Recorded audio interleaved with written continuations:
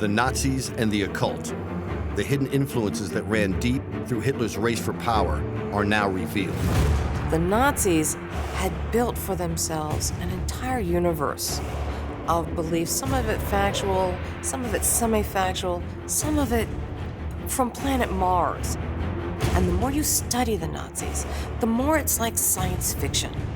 What were the mysterious occult Nazi societies at the heart of the Third Reich?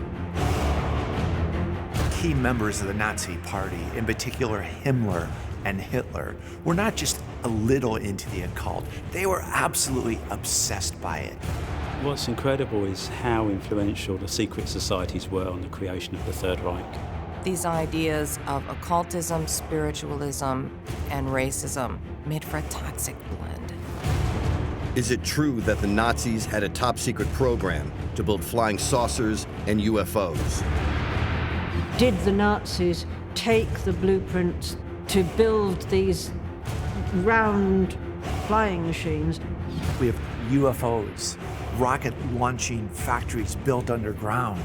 There appears to have been one successful flight. Short, not very far, but still a successful test flight. And were there plans to build a genetically pure white super race? The Nazis stole babies, and they were brought up in the hands of people who would Germanicize them. That was the master plan.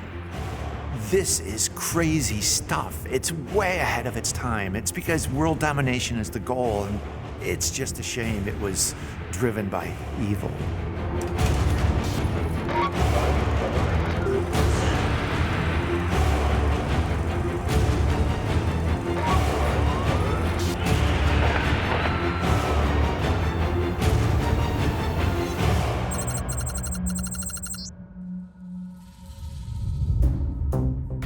The Nazis were a powerful, dominant force across Europe and North Africa in the mid-20th century.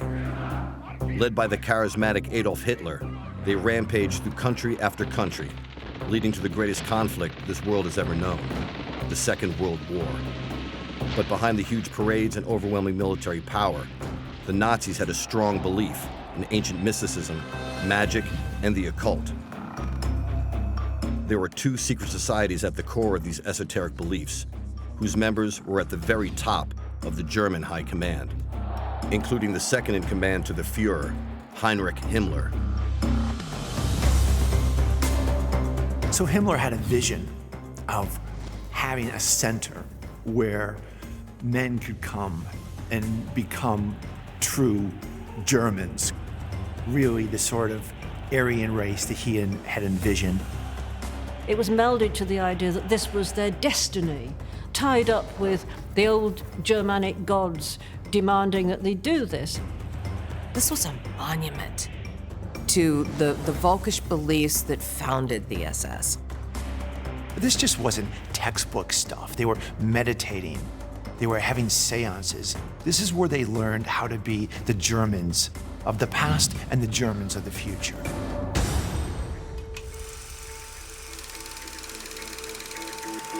The site for Himmler's secret Nazi project was Wewelsburg Castle in northeastern Germany. It was originally built back in the 10th century, then added to and adapted over the centuries before the infamous SS moved in the 1930s and turned it into the stronghold that still stands today.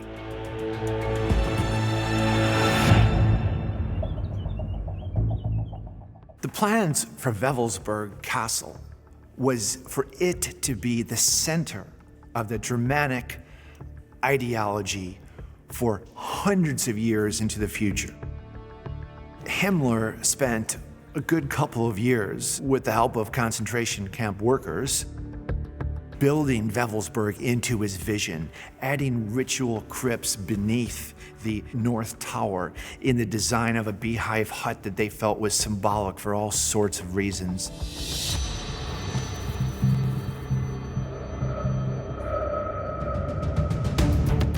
Theo Pijmans is a Dutch researcher and historian who is an expert on Nazi secret societies. He believes that Wewelsburg was at the heart of the Nazis' esoteric and occult beliefs. Himmler and his generals needed places for the development of their own esoterical philosophies. The SS had a number of castles, and they called them Ordensburgen. Translation of that is castles of the order. And each castle would have a specific function in order to train the generals and the high officers of the SS. But this castle was the premier Ordensburg, the premier castle of the order, and only a select few would come here. The Nazis used Wewelsburg as a training center for elite members of the SS. Around a dozen or so high-ranking officers would spend time here, immersed in secret rituals, pagan worship, and paying homage to the sacred northern gods. Wewelsburg Castle was the home of the ultimate secret society. The SS was the ultimate secret society. Their very symbol. A lot of people think it's just a fashionable design for SS. It's a rune. They took classes in runes. They took classes in these beliefs. This is where you would come if you were in the upper echelon of the Nazi party and you were being groomed for bigger and better things. This is where the rituals would take place. I mean, this is not a place they created. This is a place they modified. Everything about Wewelsburg is symbolic and is designed for the elite of German society. Had Nazi Germany won the war, Wewelsburg would only be a small part in a huge complex of what was to be the ultimate training school of Himmler's esoterical SS. This was not to be a training school for the soldier, this was a training school for the elite of the SS. This whole concept of striving for the higher man, the more evolved man, and they didn't just mean on the physical level, they meant literally on the psychological level. And they believed that through using these various techniques, they could raise the human race to a higher level. All of the rituals in Wewelsburg Castle was basically to instill this military, regimented ideas into their heads that they obeyed orders, they obeyed the Führer, they had no thoughts or feelings of their own. They were in themselves each the perfect Aryan warrior. We have one eyewitness account of a person who is inside this castle, who stumbles upon a room, who inadvertently opens the door and sees there 12 of his SS generals sitting there in strict silence and meditation. It's one of those rare glimpses that we see what Himmler really was about. So these people were thought leaders, but they were also really into ritual, and that ritual included things like seances and included different ways of communing, whether that be drugs or just ordinary rituals to try to access information from other realms.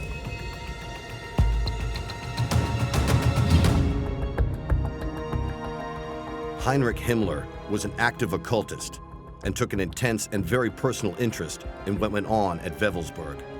He visited the castle at every opportunity. Himmler would arrive across the gate. He would enter with the car and his generals. The car would stop here. Himmler would leave the car. There would be an orchestra, there would be his generals, there would be soldiers, there would be a ceremony.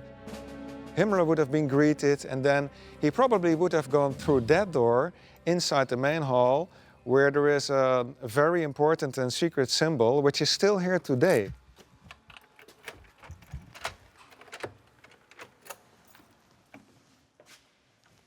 The inner core of the SS was always very secretive about what it did here in this hall in the castle of Wewelsburg. And even today, we don't know for sure what it was that they did here. We have a slight inkling, and that has to do with the symbolism of the number 12. There are 12 pillars, and there are 12 Sieg runes. So we may assume that the group that got it here would be 12, including Himmler, making it 13, the unholy number 13.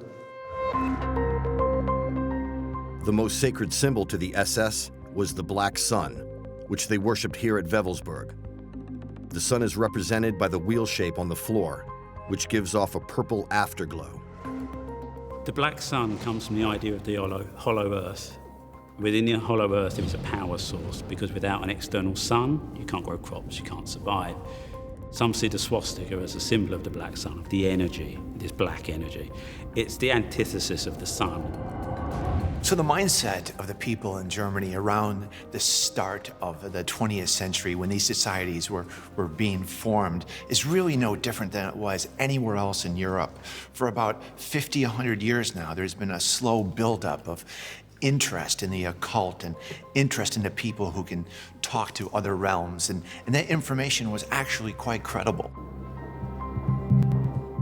Downstairs under the main chamber is a crypt personally designed by Himmler himself to his specifications. It was here, it's thought, that the most intimate and powerful secret society ceremonies took place. This space is the crypt beneath the North Tower in Wewelsburg, and this was to be Himmler's center of the world. Now, had the Nazis won the war, we could only imagine what kind of rituals they might have held here.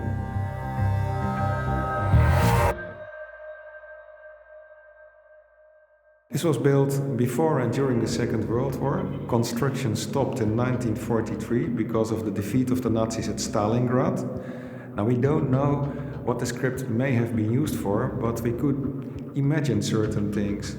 And one of the things that people say is that highly ranked SS generals would be cremated here, and the urns with their ashes would be standing alongside the wall. So this was to be Himmler's, well, center of the world, where he would keep his most trusted and loyal SS generals even after death. At the end of the war, Himmler gave instructions to blow up and destroy Wewelsburg Castle, not wanting the Allies to find out its secrets. But the team tasked to do this had far too little explosives to do the job, and the castle was spared, only to be sacked and pillaged by local people after Germany surrendered.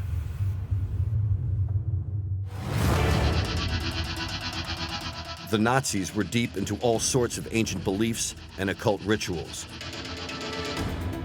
They even restored a medieval castle, Wewelsburg, in northern Germany, to house the holy relics that they were searching for across the world, like the Ark of the Covenant and the Holy Grail. Himmler and others saw themselves as descendants of the Great White Knights, whose destiny was to rule the world.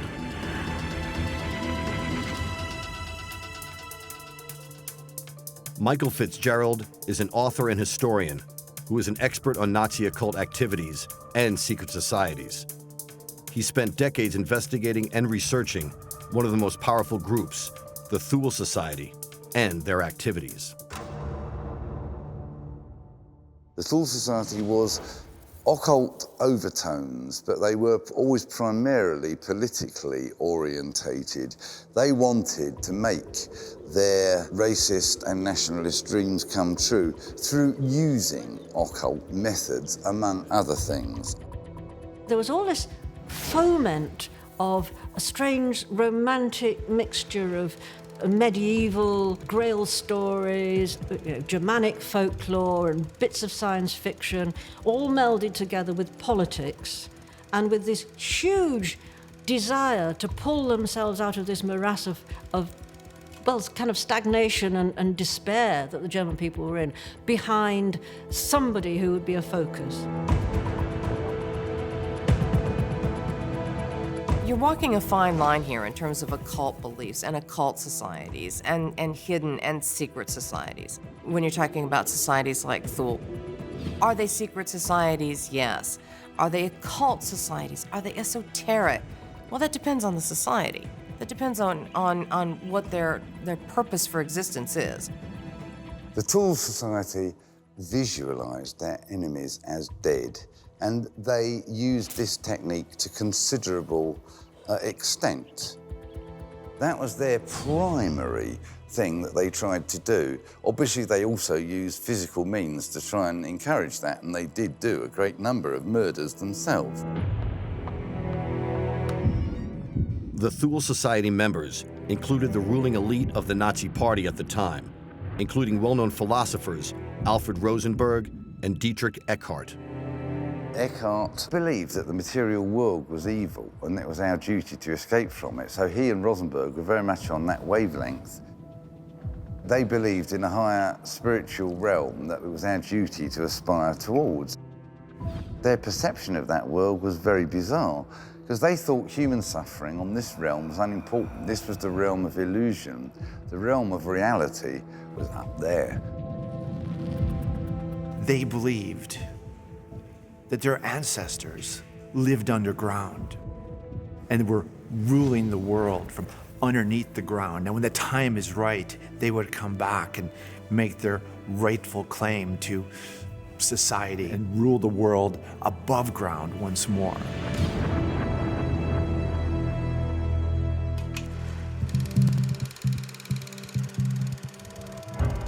The Four Seasons Hotel in Munich was one of the main meeting places for another important Nazi secret society, known as the Vril.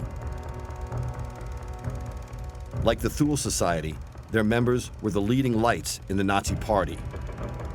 About a dozen men would meet together in total secrecy to carry out the secret agenda and rituals of the society. In the late 1930s, this would have included plans to take over and rule the world. The term Vril actually came from, a novel written in the 19th century by the novelist Lord Lytton called The Coming Race. He had this concept of underground dwellers who lived beneath the earth, and they had this power called Vril.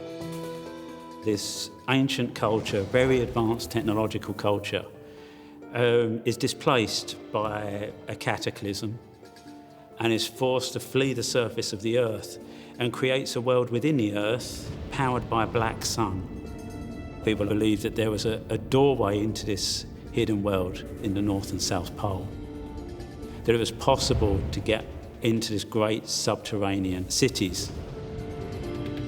That attracted these guys who actually literally believed that Vril existed and was a real power that could be manifested and used to achieve domination over people and even domination over the material world.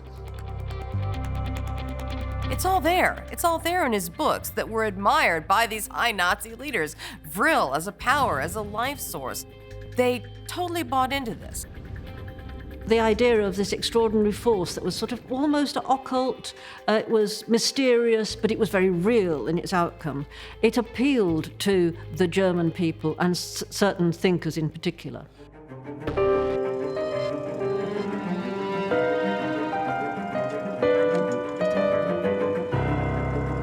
Andrew Goff has found evidence of a top-secret Vril Society meeting that took place outside Munich before the war. What occurred was truly bizarre.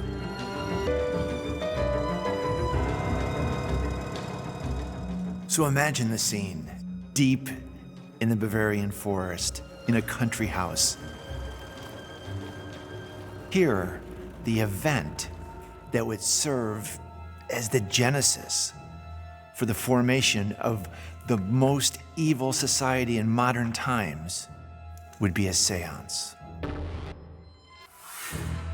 In attendance are representatives of the elite from Munich, but more importantly, all the secret societies are there. Thule, Vril, Brothers of the Black Stone, and the Black Sun, which is sort of the elite of the Thule Society.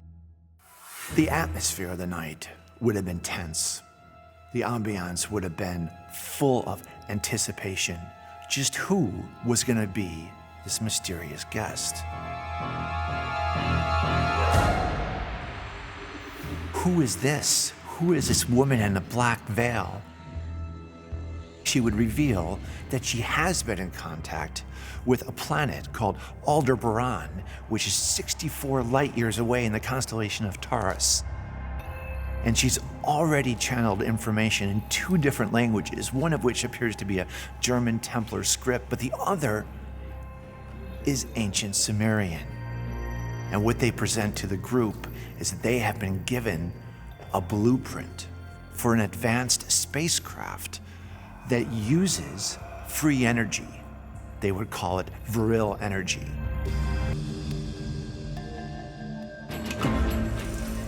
According to records, documents, and declassified footage from the time, the Nazis took this connection to UFOs very seriously, even, it said, building their own flying craft.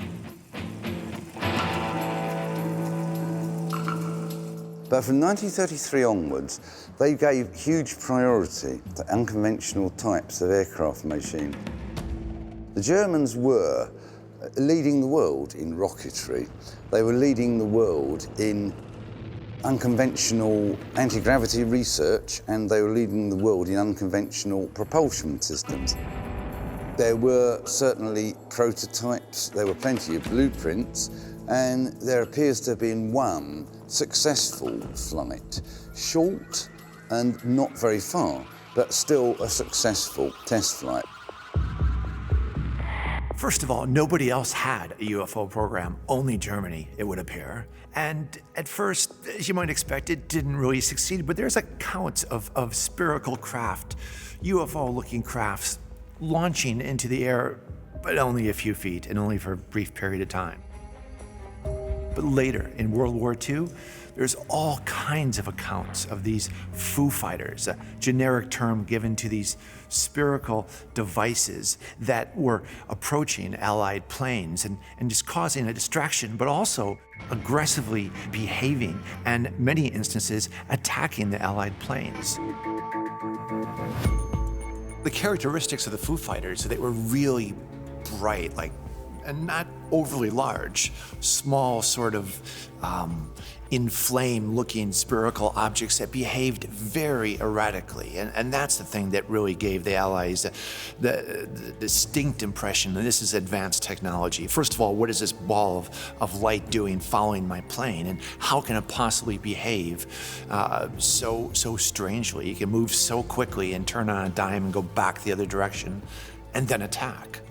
This was brand new, and you can imagine how frightening it was to people who were flying conventional crafts at the time. Did the Nazis take the blueprints to build these round flying machines, and did they make them? And did they fly them to their secret bases in Antarctica? It was so secret that very few people, even within the Third Reich, knew about it. It was top secret research. I mean, only certain engineers were involved. And the actual designers of this particular flying saucer went on to work in America and Canada. The super-secretive Nazi Vril Society used female mediums to contact ancient races, even, it said, extraterrestrial life forms. It's believed that this led to the Nazis' development of real-life UFOs, which they hoped would win them the war. Researcher and historian Theo Pymans has collected a number of original documents from the Vril Society that avoided destruction at the end of the war, and would shed a light on some of their secret activities. Now, there's a huge amount of mythology surrounding the Vril Society. And I've been researching this topic for more than 25 years after having first read it. And if you look upon the Vril Society, you see that there's various kinds of stories. There's a huge amount of tales. In fact, what I found out was that their main focus and their main thrust was the development of a new kind of technology. And after many, many years of research, I finally was able to find some documentary evidence. Reading these texts, what became immediately clear that the technology that they describe is a mixture of avant-garde technology, but also esoteric thought, which is very interesting. It is as if these people discovered something so new and so different from everything there was before that they could only resort to certain esoteric phrases in order to describe what they had found. Now, and the key element of this technology was they only would be needing one machine in order to give the whole world this form of technology. But it wasn't only technology and spacecraft at the heart of the Vril Society. It was said that there were female mediums who claimed to channel messages from the extraterrestrials to the Nazis. They had what's now known simply as the Vril women. Apparently there was a kind of inner circle of mediumistic women. There was one called Maria Orsek, there was one just known as Sigrun, and they were supposed to be rather beautiful. They had incredibly long hair, which, I mean, I'm sorry, I am going to smile because it is mad. They believed that this long hair acted as antennae for them to be in touch with these aliens. There were reports that in one particular séance, these female Vril mediums contacted extraterrestrials from the constellation of Taurus, who gave them, through automatic writing, messages. One was a message in Templar code, allegedly. One was apparently ancient Sumerian writing, and one, which was really quite special, was the blueprint for some form of flying saucer. What was interesting was attending that particular séance were Nazi engineers and people who would seize on that and think, we could maybe make something of this, literally.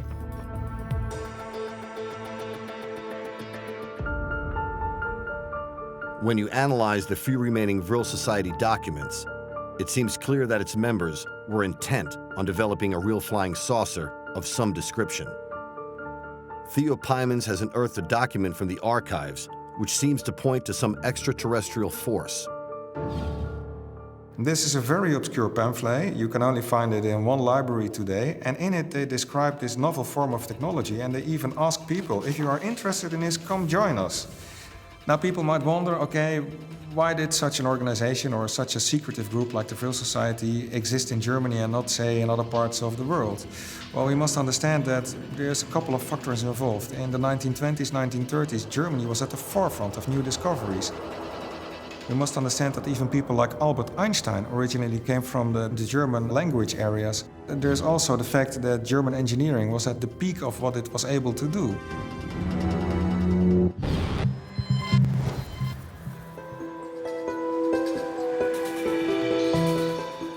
Although most of Nazi Germany was destroyed after the war, there are still some important locations left. One of them is a beer hall in Munich, where Hitler, Himmler, and other top Nazi officials met as part of a secret society. The man in charge was Dietrich Eckart. Eckart was one of the hugest, absolutely devastating influences on Hitler's thoughts. He was the man that not only introduced him to these things, but he got him to take part in various rituals and to develop willpower and to develop the art of magnetism on not simply the ordinary level in which people can be magnetic, but to take it to another level. He believed that he was in touch with the secret chiefs, these kind of beings that were, according to various theories, they might be fallen angels, they might be living underground, they could be even extraterrestrials in some interpretations, although at the very least they were seen as a kind of superior species above human beings. As a result of these techniques, if you want to call them that he was taught, he developed a far greater degrees of concentration, the greater of willpower. He developed the ability to make people change their minds, but not through using rational arguments. He would kind of use a kind of force of, not just simply a force of personality, but he genuinely believed it was a kind of external force that he could control.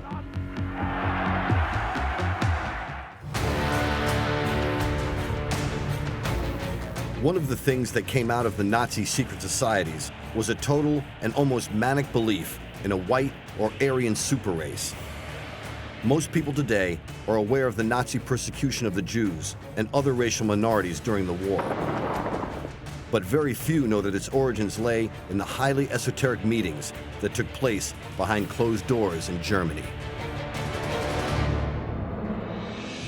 In the eyes of Himmler and Hitler, the pure German was tall, blonde hair, blue eyes, racially pure.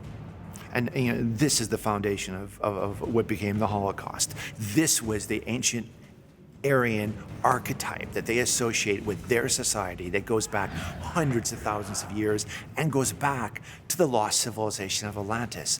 That's how they were thinking of themselves. They believed the Aryan race probably went back 10,000 years, that they had soiled themselves by sleeping with lesser races, by joining with them, joining their blood with them, scattering throughout the world, and that they had to come back together again. And that the best place to do that, the place where you found the most of them, was Germany. They are so ambitious. And they see that fertility rates are going down, the population is declining, but they want to do all this stuff. They want to dominate the world. So they create a program, the Lebensborn program, that's all about rapidly developing a racially pure Germany.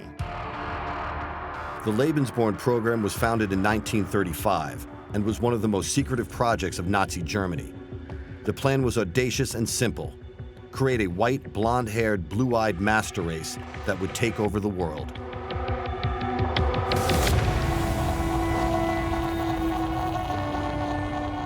Gisela Heidenreich is a product of this genetic engineering.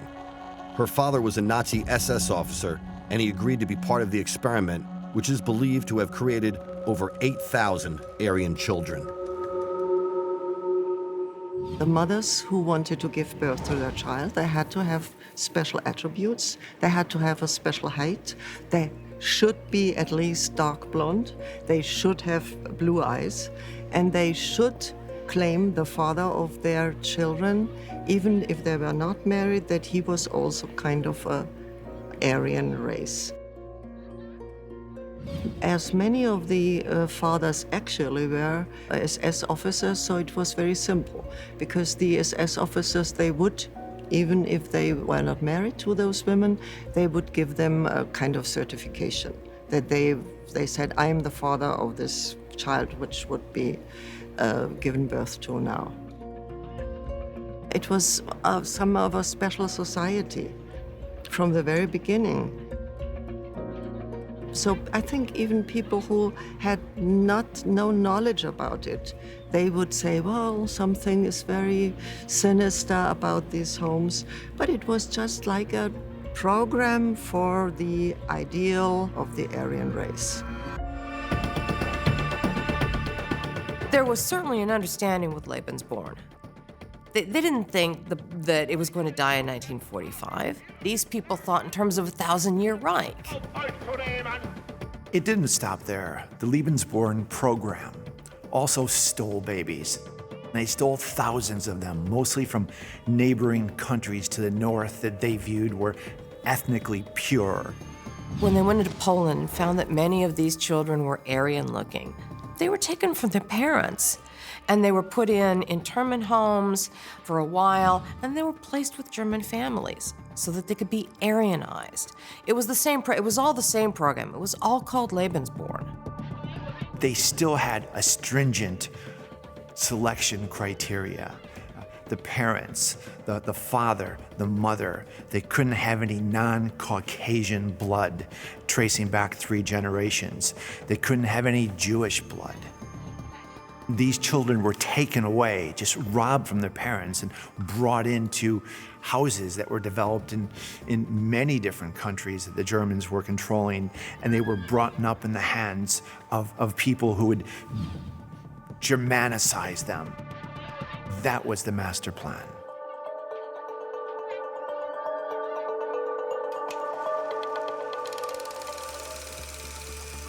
As well as an Aryan race, the Nazis were driven to get their hands on important holy and occult relics.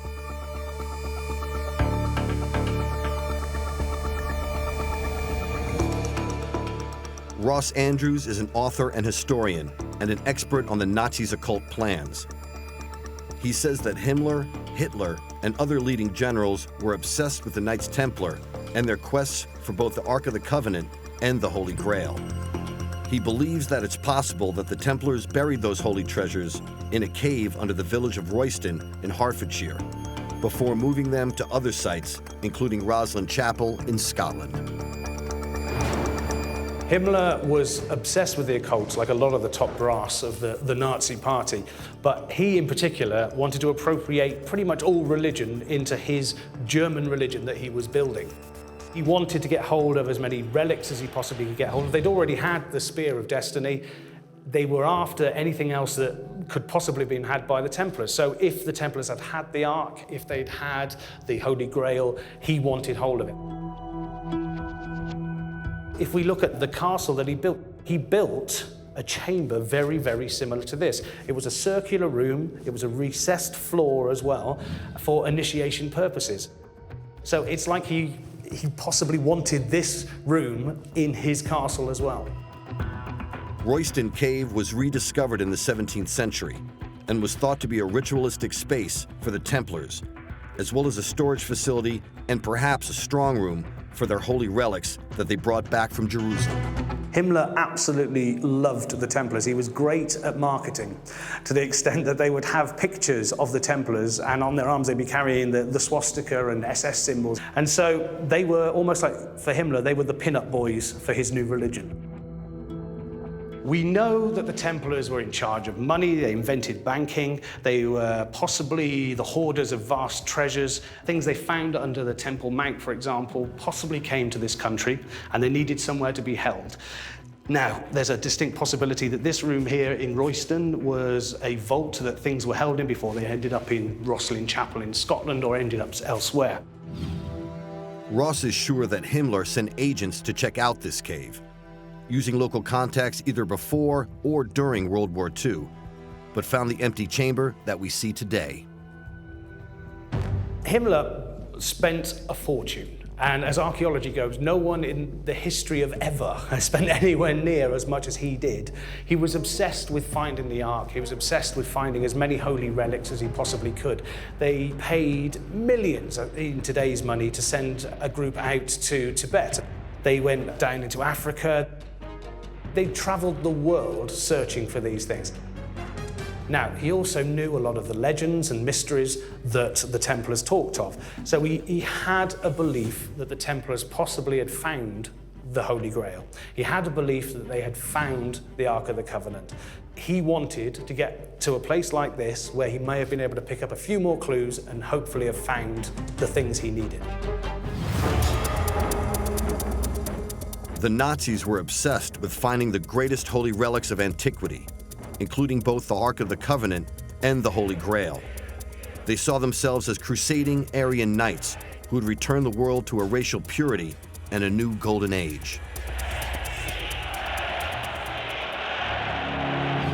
Himmler himself was very steeped in the occult and wanted to recreate the Teutonic Knights. The uniforms, the design, the entire look, the runic symbols, the SS of runes, which were classed as a mystical language that could be used for divination and that created words of power. And there was a lot around power, the idea that they were chasing holy relics like the Spear of Longinus and the Holy Grail. These are like any religious relics. They're items that supposedly hold power. So it's this quest for power, this desperate need to find power in any form. Templars were massive relic hunters. They dug things up out of Jerusalem, they went into Africa, into Ethiopia, they possibly got hold of the Ark of the Covenant. They possibly got hold of the Holy Grail. Now, if those things ended up in this country, there's a distinct possibility they would have come from the south coast, heading up north, heading towards Scotland, for example. This would have been the perfect place to have stored it on its journey as it headed north. What's also fascinating about this location is its similarity to the castle in Wewelsburg, where the Nazis also built an initiatory crypt for their ceremonies, but on a much larger scale. What we have here, obviously the fascinating walls around us, but what makes this truly fascinating is the floor, which I know is a bizarre concept, but if you see here, you'll see the actual corners here have been carved out. This is an octagonal floor, which is unlike any kind of religious building you would normally have in this country. You normally have a cross-shaped. Now, it meant that if you had an altar in here, it didn't have to be east-west. This may have been some form of copy of the original temples they built at the Temple Mount, which meant they didn't have to face towards Jerusalem. They were the center of the world, which kind of leads us to think that this is some form of initiation or ritual building that Templars would have come in to perform some form of ritual within their religion.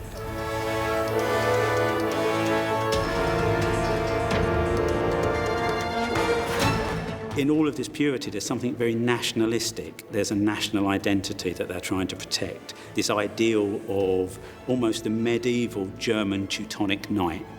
And they felt that there was a pure Germanic blood that had to be protected. Yeah, Himmler had obviously studied all the mysteries, studied the legends, and to him, he had seen this group of knights. They were strong, they were white, which is one of the most important things that the Aryan beliefs could have had. And he'd seen these people throughout history doing the things that he wanted. He wanted these treasures, he wanted these relics, and to him, he almost wanted to be one of the Templars. Now, if the Templars managed to get hold of the Ark of the Covenant, if they got hold of the Holy Grail, or something that they thought was that, some form of holy relic, it's a distinct probability that it would have ended up here. And it would have been placed in this lower area, and they would have been down here worshipping it. Now, we don't have proof of that. We haven't got photographs. We haven't got CCTV from the Middle Ages down here. But just by using logic, that's the kind of thing that they obviously would have done down here. By the time World War II started in 1939, the Nazi Party and its leaders were already firm believers in the powers of the occult.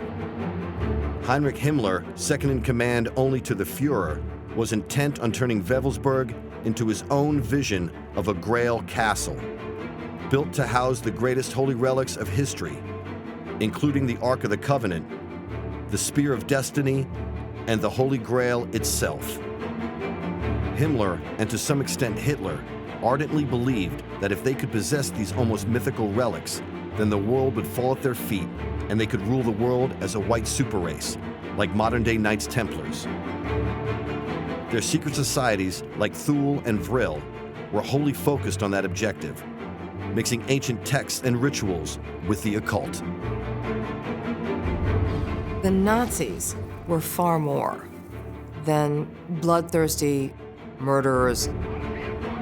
All these ideas, as crazy as they sound, and there's no justifying them, mind you, but they're the product of almost 100 years of gradual sort of obsession about the occult, and combine obsession with the occult with growing nationalistic pride, and this is what you get. It's a really twisted result from what was originally just an interesting idea about how the world is structured. I don't think those secret societies would have understood how distorted their view was. Their idea of purity and correctness was in fact evil in a way, pure evil. So many of these societies existed for the sole purpose of proving what was termed Ariosophy, what was termed the ideal of the Aryan race, and proving that what all those other scientists said was nonsense, that we, the German people, we do go back to Atlantis, we do go back 10 or 15,000 years, and we can prove it. So that is how the occultism, the Aryanism, it all began to play together. It was all playing the same long-playing record. Well, the Nazis found a lot of stuff and stole it. So they've got artwork, statues, relics from all over the world.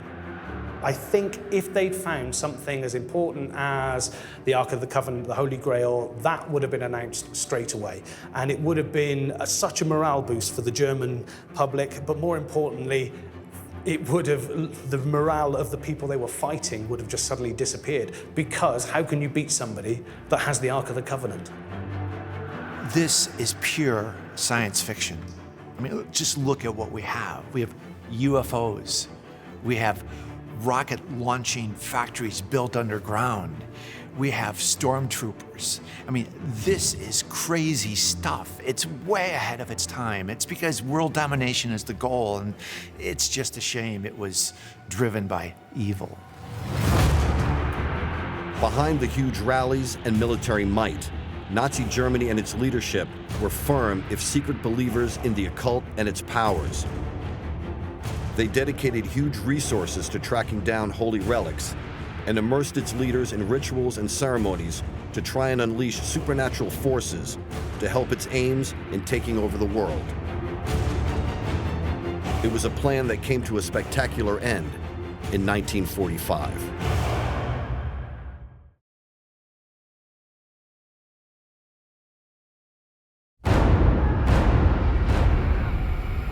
The Order of the Assassins was one of the most deadly, notorious, and elusive groups in the medieval world. Legend has it they were a highly trained group of ruthless killers who used ninja-like skills and stealth to silently kill political leaders across the globe. Their assassination of Persian leader Nizam al-Mulk in the 11th century shocked the Muslim world. The Ismaili Assassins are without doubt the most formidable secret society that's ever existed. With one political killing, they tore down an entire empire. These young men were skillfully trained, and they were the elite of the elite. They were the Navy SEALs and Marines of their day, an organization of stealth political assassins who take out the head of an organization that creates a schism and causes the whole thing to crumble from the top. In this episode, we investigate these brutally efficient killers, analyze their methods and tactics, and reveal how and why they were so feared across the Middle East. The whole approach of the Assassins, I mean, it was replicated grandmaster by grandmaster for a few hundred years. They had tremendous success. In fact, their reputation and successes just continued to grow. This was the elevation of political murder to the level of strategy. To eliminate an individual who in fact was an important foe was intended to inspire fear among all others.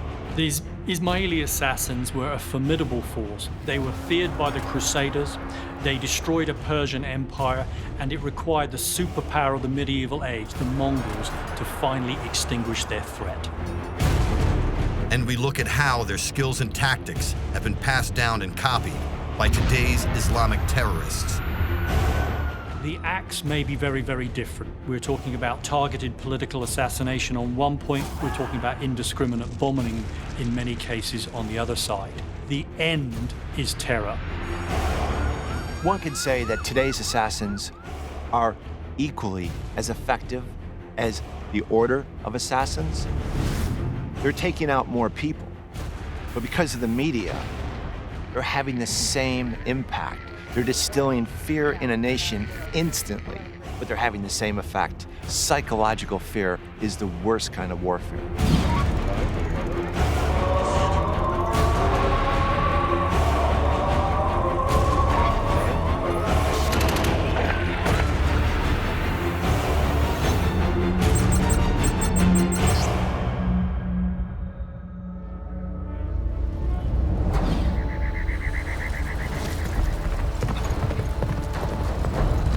Back in the 11th century, Hassan Isaba was the founder and leader of a mystical Muslim sect which was based in the lands which are now modern-day Syria and Iran. They were called the Nizari Ismailis, but also known as the Hashashin by their enemies. Today we know them as the Assassins, a highly trained group of expert killers. They were deployed to remove the leaders of rival religious sects, and their ruthless and stealthy assassinations have become idolized by many of today's Muslim fanatics. The Ismaili assassins really came to be due to that inspiration of one man, Hassan Isaba. And this is a guy who has traveled all over Persia. He's come from Cairo, and now he's trying to find a place to really create an order. His motivation is going to be revenge for his Shia devout faith. He lived as he claimed to believe, that he had no particular interest in the acquisition of political power or wealth, or the conquest of vast kingdoms. There are reports that he, in fact, never even left his house for decades while he studied and elaborated the doctrine of the assassins. Hassan Isaba had a diamond hardness about him. This is a man who's used to living hard, to trusting very few people, used to the concept of safe houses and knowing those people who he could trust, and also therefore knowing that those would be the people who were highly indoctrinated in the same religious faith as him. An internal toughness, bought of being a fugitive for much of his young life, but also has a hard intellectual edge. And I think what comes through in the writings again and again is that he has a strategy and a vision that looks beyond so many of the people who are in the political sphere at the same time. He isn't a military commander. He isn't the ruler of a great empire. He essentially starts out as a preacher. He's a teacher. But he is charismatic, and he has this ability to attract people to him and to inspire their loyalty. He uses religion, in a sense, to bring them on board to his group.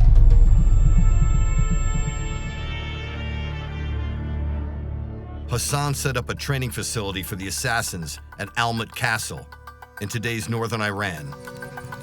They used ancient drugs, meditation techniques, and the promise of an afterlife in paradise to create an elite and loyal band of killers with complete disregard for their own lives.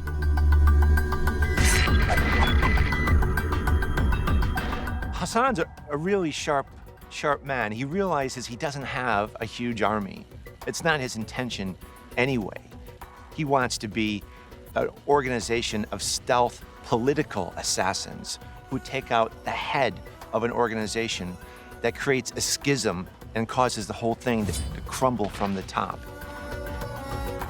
Clearly, this force would have been regarded as a special, an elite unit or an elite group.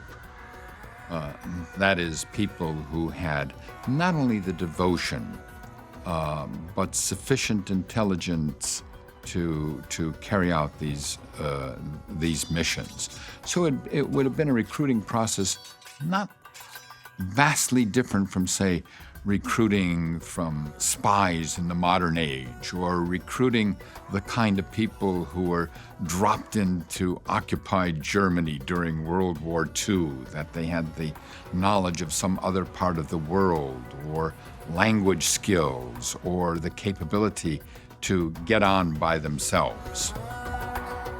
It's the prototype for James Bond.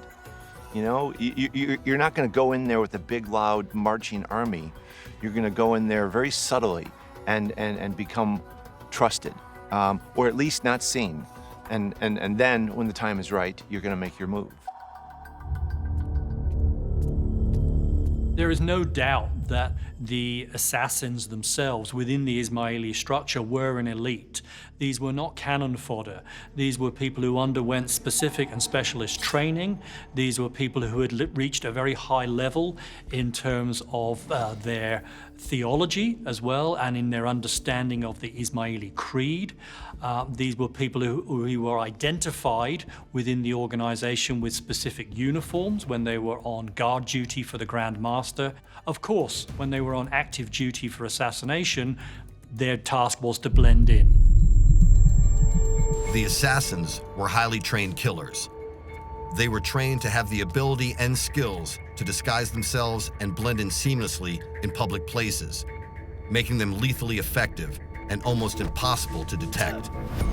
Surviving a mission was considered a deep dishonor, and it's said that families rejoiced when they heard their assassin sons had died, having completed their deadly acts. The myth of the assassins grows out of their spectacular killings. The fact that they suddenly appear out of the crowd, have not been seen, have not been identified, make the killing, and then wait to be killed by the guards of their target. When they were doing an assassination, they liked to do it in the broad light of day in a very public place, preferably a mosque or a church. The men who were sent out as assassins were the men who had passed through each tier, each level of esoteric understanding as we know it, and had passed through each tier until the Lord of the Mountain felt that they could be trusted with that sort of duty. But even the lowest initiate had to have that kind of absolute obedience. It was intended to inspire fear among all others. It was a deterrent strategy. That is, if you come after us, the Ismailis, that will be a death sentence upon you.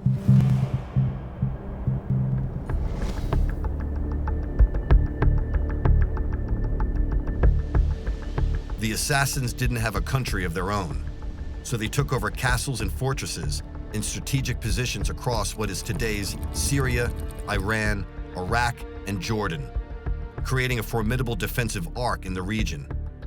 Historian James Watterson takes us on a tour of one of their ruined sites near Amman in Jordan.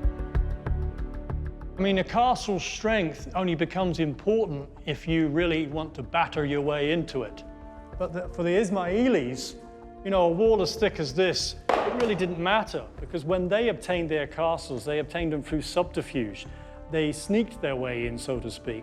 The method that Hassan chooses to get Alamut in modern-day Iran, ancient-day Persia, is quite indicative of the strategy he would use in his order of assassins, and that is he kind of infiltrates the local community, and then he makes a proposition to the owner of the castle saying, I will give you a large sum of money, but you need to get out or else. This was an offer that could not be turned down, because when he looked around, he found that there were Ismaili communities popping up all around him. Essentially, it had become a colony of the Creed, and the owner of the castle, well, you may as well up and sell, because they're coming for it anyway. Hassan was a brilliant tactician. He very slowly set up. He would go to the highest mountain, the higher the better, the more inaccessible the better. Because what he was trying to hold off was an army 1,000 times of what he could ever raise. And so he was using every tactic in the book to try to hang on. And what he ended up building was a series, maybe a dozen of what we know, in that same arc, that same Shia arc that exists today, from the northwest of Iran, across Iraq, and into northern Syria.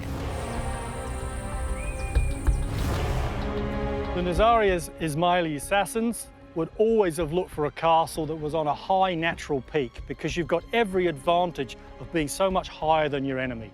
That's what it's all about. It's not just the build of the castle, it's also the fact that this natural environment puts you up high. It's on solid rock, so they can't dig underneath the walls to make them collapse. It's really difficult for them to launch missiles up at you, arrows, etc., but also you're looking down upon them. You can see your enemy, you can see exactly what he's doing.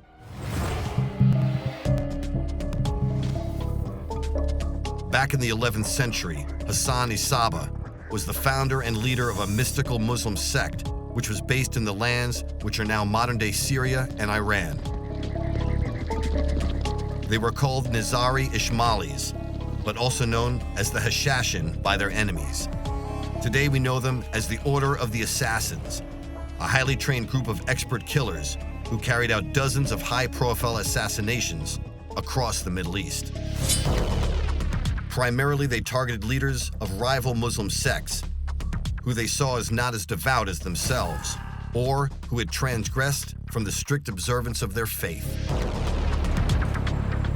Dr. Farhad Daftari is head of research at the Institute for Ismaili Studies in London and is one of the world's leading experts on the group. The Ismaili did go on assassinations, on targeted assassinations, to remove the key military enemies of the community because they could not raise and mobilize large armies, as was the case with their opponents. And it was the name Hashishi, which gave rise to the legend, which has it that they used hashish as part of their indoctrination and training. So Hassan is really quite brilliant in his strategy.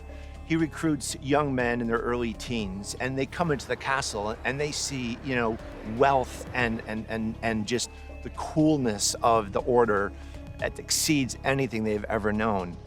But then he plays on their psychological desire to have a comfortable life with Allah in the afterlife. And what he does is he drugs them with the drink. They pass out, and he physically takes their bodies to a garden that is literally paradise on earth.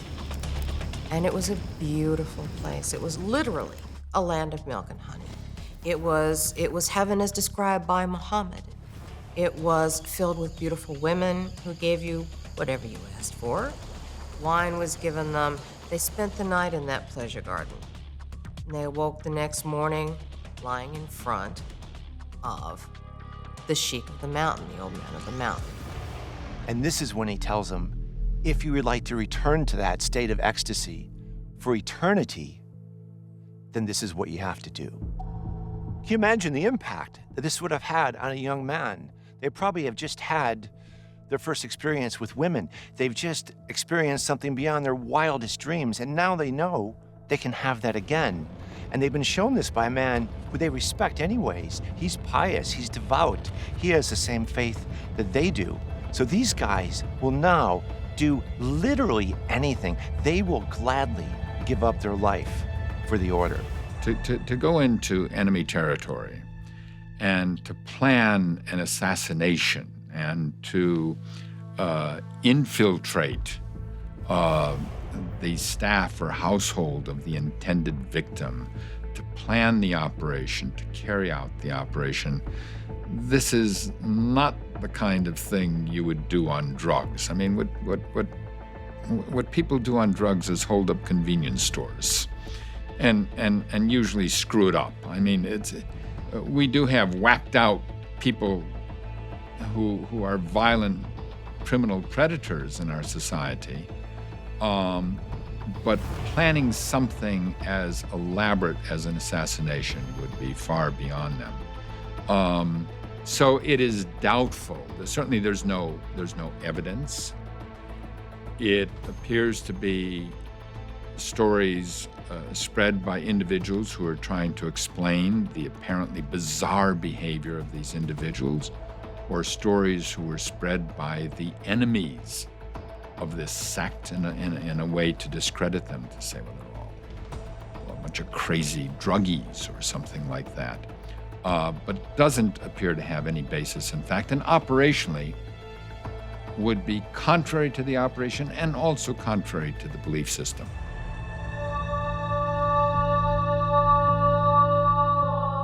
The assassins' reputation for deception and swift kills spread like wildfire through the 12th century. They were highly trained to use both their reflexes and assassination skills to complete their missions, using a specific weapon, a curved knife with a poisoned blade. Professor James Watterson has spent much of his academic life investigating and researching the lives of the assassins. He confirms they were expert knife handlers who were trained to strike fast with extreme stealth. The Ismaili assassins' choice of weapon obviously was the dagger, and the dagger holds a number of advantages for them. They're going to get close to their victim anyway because they don't care about surviving the attack. Also, with a dagger, you can confirm the kill. Sure, it's going to be safer using a sword to be at arm's length, but with a dagger, this is the way that you finish people off and kill them on the battlefield as well. And of course, a dagger is going to be easy to conceal. Our assassins are disguised. They're disguised as holy men. They're disguised as ambassadors. they're disguised as bodyguards of the sultans that they're actually going to dispatch and murder.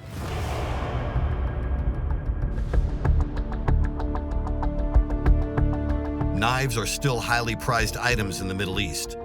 Abdel Razak Abu Muhayzin is a third-generation knife maker based in Amman, Jordan.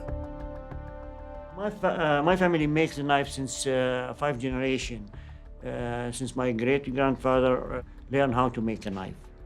Well, yes, to make a good knife, you should choose the good steel. It should be solid, flexible, not too heavy. Well, the best knife for Hashashin to kill is the double-edged sharp knife, or dagger. The dagger that an Ismaili assassin would have used is a double-edged blade. That means that you can stab down into the victim between, if he's wearing a chainmail coif that covers the neck and head, and then an armored breastplate, you can get in between that with the double-edged blade and stab downwards. But also, of course, you can slash as well.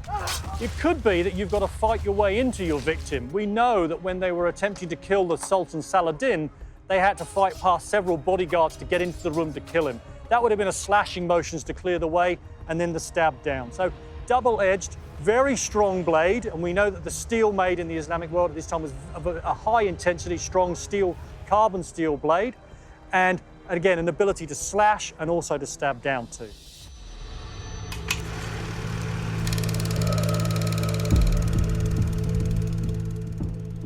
According to early written sources, the first of many political murders by the sect took place in 1092. An assassin, disguised as a holy man, approached Nizam al-Mulk, a local leader, as he was being carried in a carriage by his guards. Without fear of the repercussions, and before the guards could act in defense, the assassin fatally stabbed Nizam in the chest. At this point, the assassin just stands absolutely stock still. He doesn't care about the fact that the guards are closing in on him and they're going to kill him. He's completed his mission, and in fact, his sacrifice being killed by the guards is part of that blood rite that's so important to the assassin modus operandi. For somebody sent out from the assassins to do a killing, should he survive it, that was shameful. If he survived it, it was often because he had failed. It was probably because he was caught. With the assassins, we have all those elements of a secret society. They are clear-minded about the mission. They spent months, long periods of time, getting close to their victims, and then at that point, seizing the moment to carry out the murder. If we have assassin sleeper cells that are waiting for the order from the Grand Master to actually undertake a political killing at the right time and at an appropriate juncture, then how do you get those messages to those sleeper cells, and how do you keep sleeper cells safe? This is through the lay followers of the faith. Merchants, we know, were very commonly Ismailis, and of course merchants enjoy free passage throughout the Islamic Empire. Also, the movement of money in the Islamic Empire was relatively simple and straightforward. Our word check is an invention of the Islamic word sak. It means I could draw money in a bank in Alexandria, even if the bank is somewhere in Western Persia. So these are the underpinning structures through which the assassin can move relatively freely to get safety, then to get close to his target, and then for the Grand Masters to send that message so that not only is the killing going to take place, but it's going to take place at the right strategic moment for the Grand Master. The message they were trying to leave was, you're not safe. You think you're safe.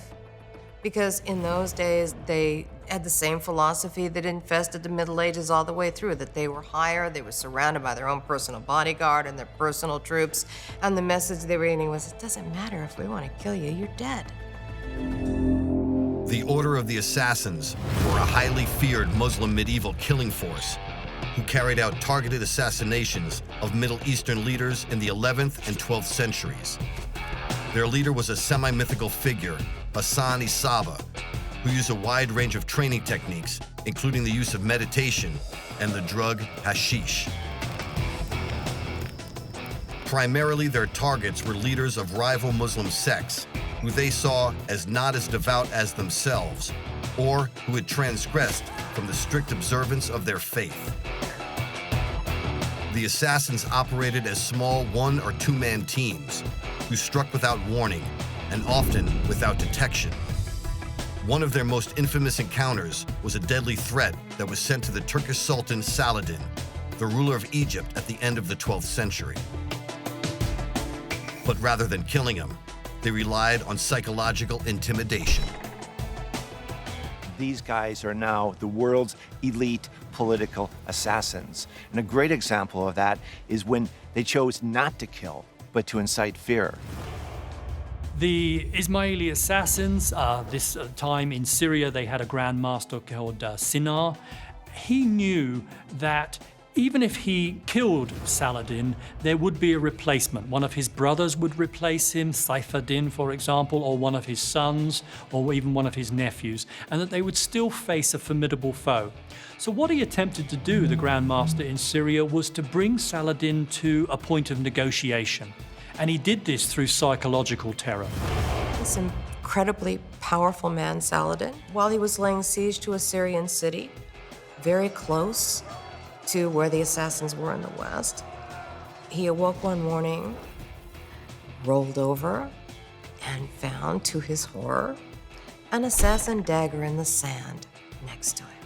And waking up beside a dagger implanted in the earth beside his bed, with a short note saying that we already hold you, we can take you at any time.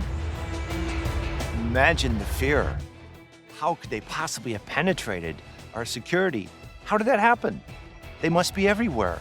The psychological fear totally changed the Sultan's behavior and policy. Result achieved. Nobody had to die. But he got exactly what he wanted, the Grand Master did. As news spread across the Muslim world of their killings, and more importantly, their tactics of intimidation, the legend of the assassins was slowly born. Within the space of just a few years, they became the most feared military group in the world. Even at the height of its powers, the Ismaili sect would have had very few Fidayeen assassin operatives in the field.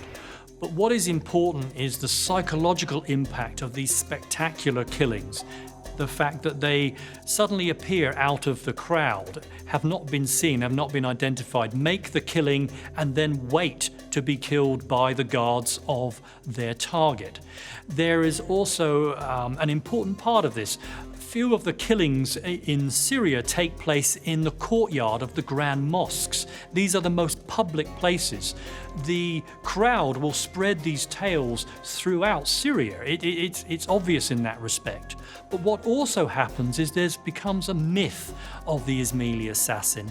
They start to acquire in these stories supernatural powers. There's a story of the Grand Master of Syria who was known as cultivating these stories as well, that he could turn into a gigantic glowworm, that he could levitate or if he could float around the castle, etc., that he could metamorphose into a snake, that he could have conversations with horses, that he understood the secret language of animals. And they lived on a potent reputation of being sorcerers, terrifying men with terrifying secrets and terrifying powers that inspired detestation amongst the Sunnis especially, and fear amongst the Franks. Everyone was afraid of them. They were oppressed a lot, so a lot of the motivation of the order appeared to be taking out political leaders who opposed their view of the world. Paranoia is a perfect word to describe the disorder and the chaos that occurred inside an Islamic royal court once an assassination had taken place. There was deep distrust of people that you worked with. People were looking over their shoulders at all times. There are stories of individuals wearing armor at all times of the day and night to avoid assassination. Such was the fear of the blade of the Ismailis. There were not thousands of assassinations. There were not hundreds of assassinations. By the best count that we have, during the decades that the original leader commanded the assassins, there were 50 assassinations, a small number. And yet with those 50 targeted killings, this group was able to create this legend, this fear.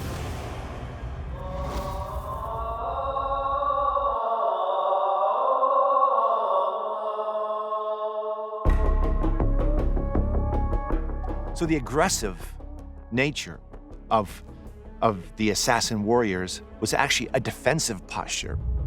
By taking out political leaders, they were preserving their religious turf, as it were.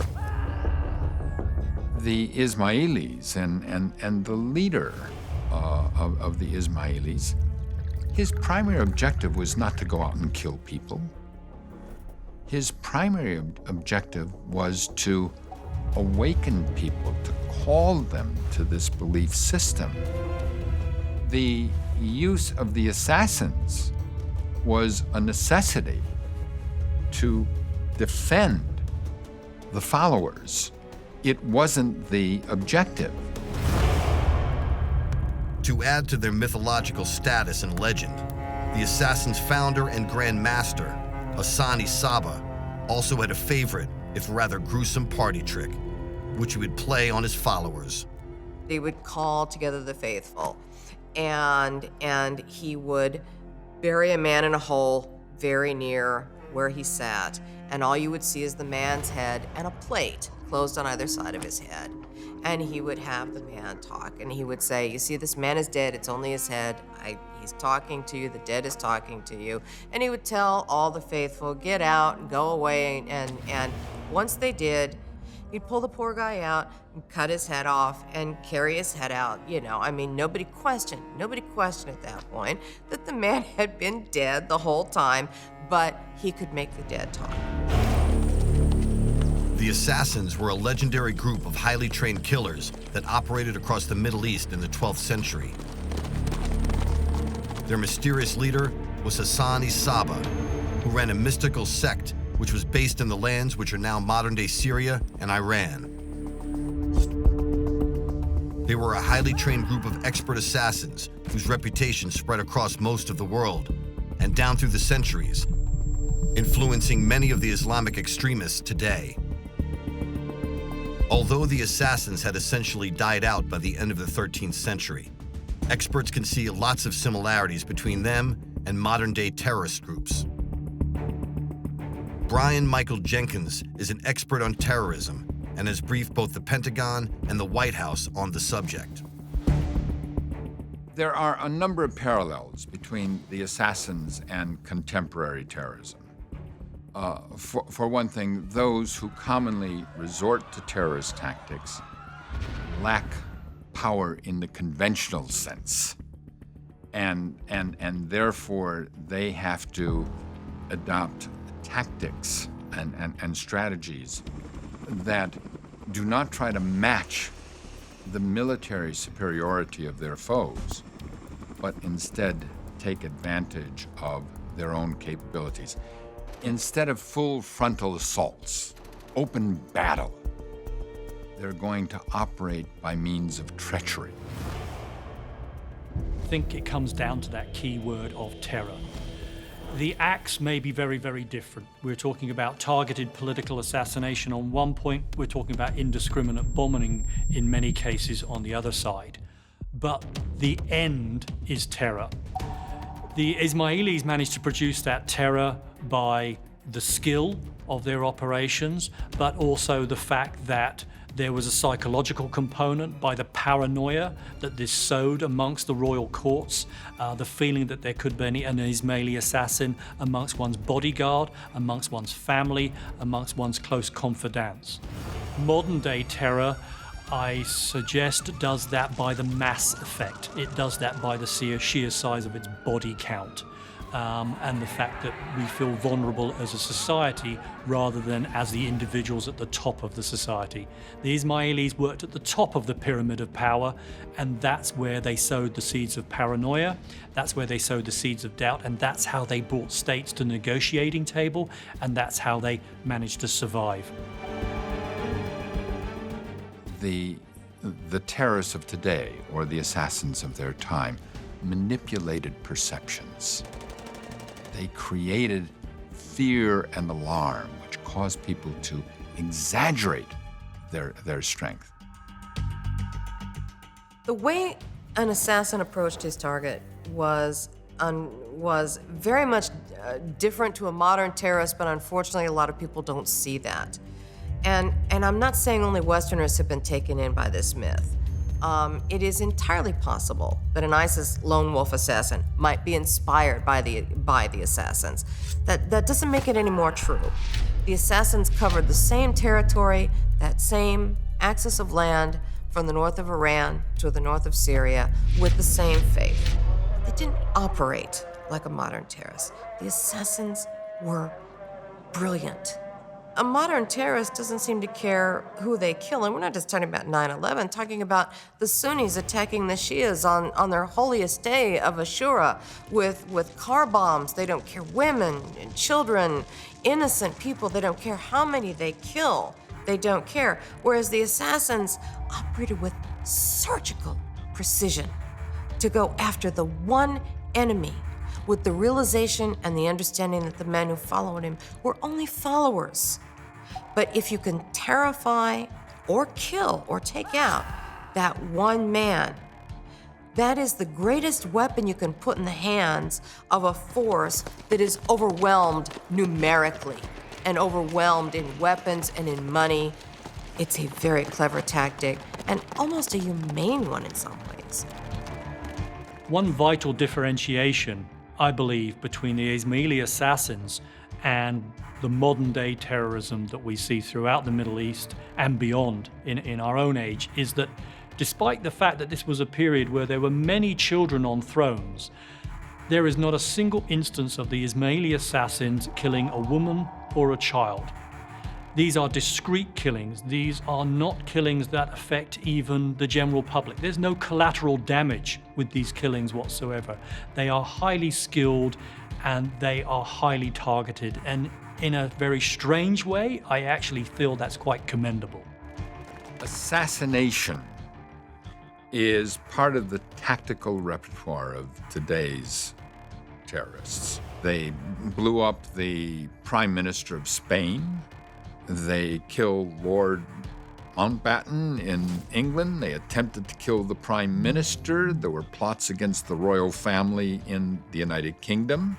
If you look at the history of the United States, admittedly a country with a violent history, 12 of our 13 most recent presidents over the last 80 years, one was killed by an assassin, several were shot at by assassins, and all but one, 12 of the 13, have been the targets of assassination plots.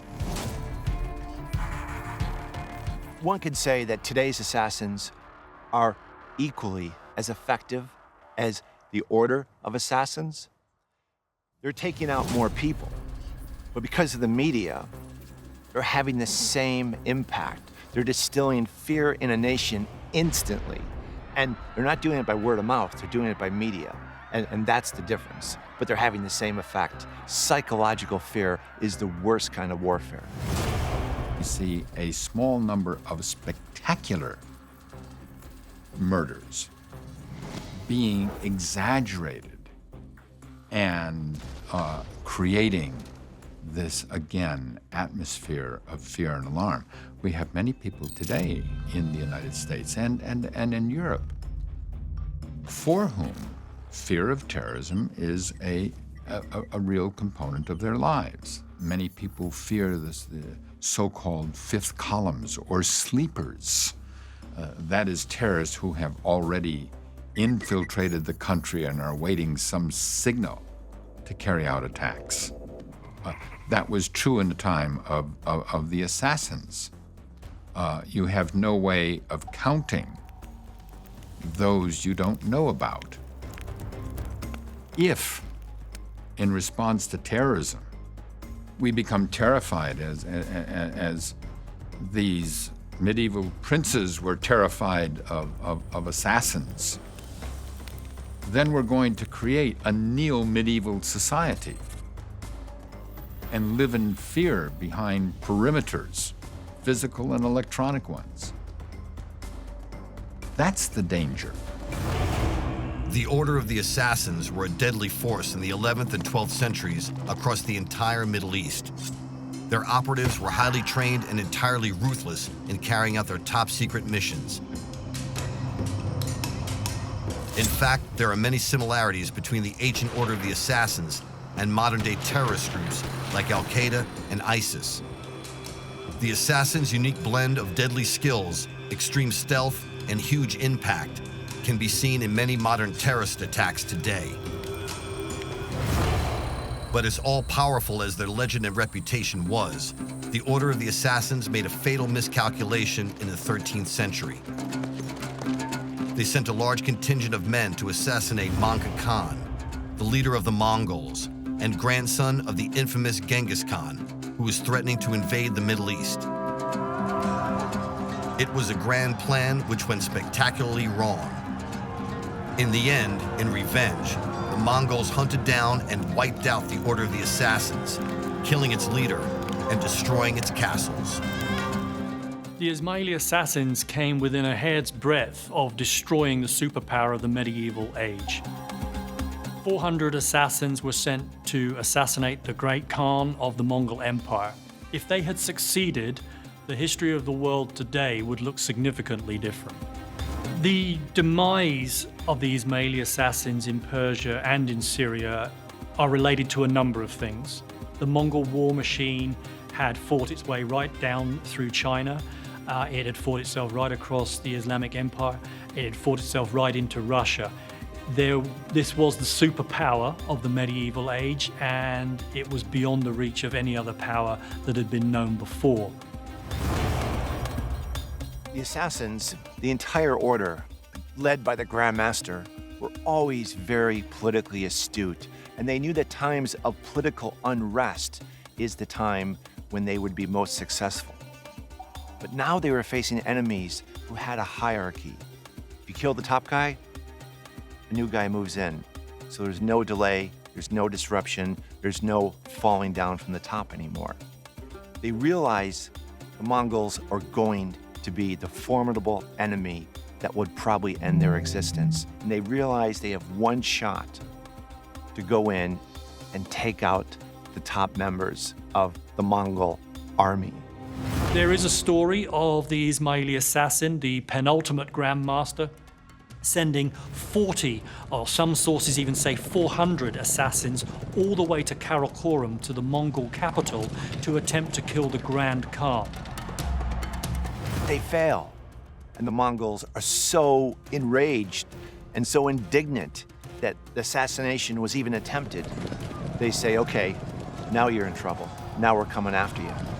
The Mongols were prepared to step themselves into a level of horror, terror, and blood that no other power before had even contemplated.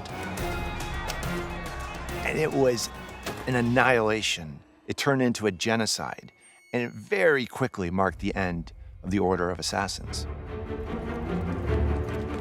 They led a reign of terror and fear across much of the Middle East for well over 2 centuries.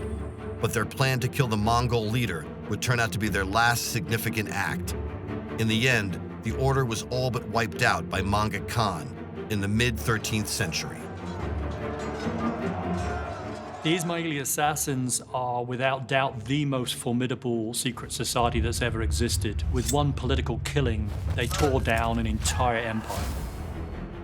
The whole approach of the assassins, I mean, it was replicated grandmaster by grandmaster for a few hundred years. They had tremendous success. In fact, their reputation and successes just continued to grow. These Ismaili assassins were a formidable force for nearly 2 centuries. They were feared by the Crusaders, they destroyed a Persian empire, and it required the superpower of the medieval age, the Mongols, to finally extinguish their threat. What the assassins succeeded in doing was branding political murder. They gave their name to a tactic which has survived the organization itself. When we talk about assassination today, what we're talking about is a strategy devised by an old man in a remote fortress in Persia 1,000 years ago. The Order of the Assassins was a group of highly trained, highly stealthy, expert killers that carried out a series of high-profile killings across the Middle East in the 11th, 12th, and 13th centuries. Their legend spread fast, and they were feared across the entire region. Their training, tactics, and absolute dedication to their deadly missions was legendary. And although they were eventually wiped out by the Mongols, their legacy and contribution to history is an important one, with many of their skills still being used by Islamic terrorists today.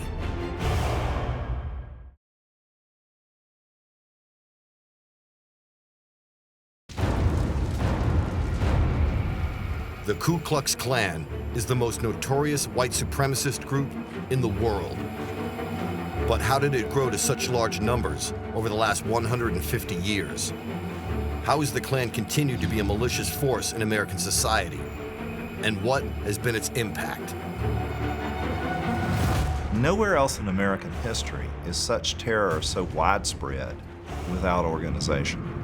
It was war between North and South. The Klan is the oldest terrorist group in the United States, and in a sense, really the original one. The initial Klan was set up very privately, the most secret of secret organizations. The Ku Klux Klan is a peculiarly American phenomenon, but hate and white nationalism is an international one. How big is the KKK today? And is it still recruiting members? The Ku Klux Klan was born here and thrives here. I didn't say thrived, I said thrives here. The advantage of having a secret society is that nobody knows what your numbers are, nobody knows where you are. I think the Ku Klux Klan will be with us as long as we have people with hate in their hearts. And I think the real threat from the white supremacist movement probably takes a different form today. And is America heading for a new race war? You cut off its head, you think it's dead, and eventually it grows another head. These are folks who have kept away from the cities, who want their countryside preserved. They endlessly see an invader, and they endlessly see that any change, whether it is with a flag, or a law, or a custom, will endanger them. We have always had political extremism of one stripe or another, but never in such a kind of criminal form as we see it in the Klan. The Civil War has never ended. It's still the fight that America fights for its own identity. Southerners are still Southerners, they've been for hundreds of years. Northerners are still Northerners. What saves us are all the new people who come and keep between us. We go inside the KKK today to reveal the truth about the most infamous white power group in the world.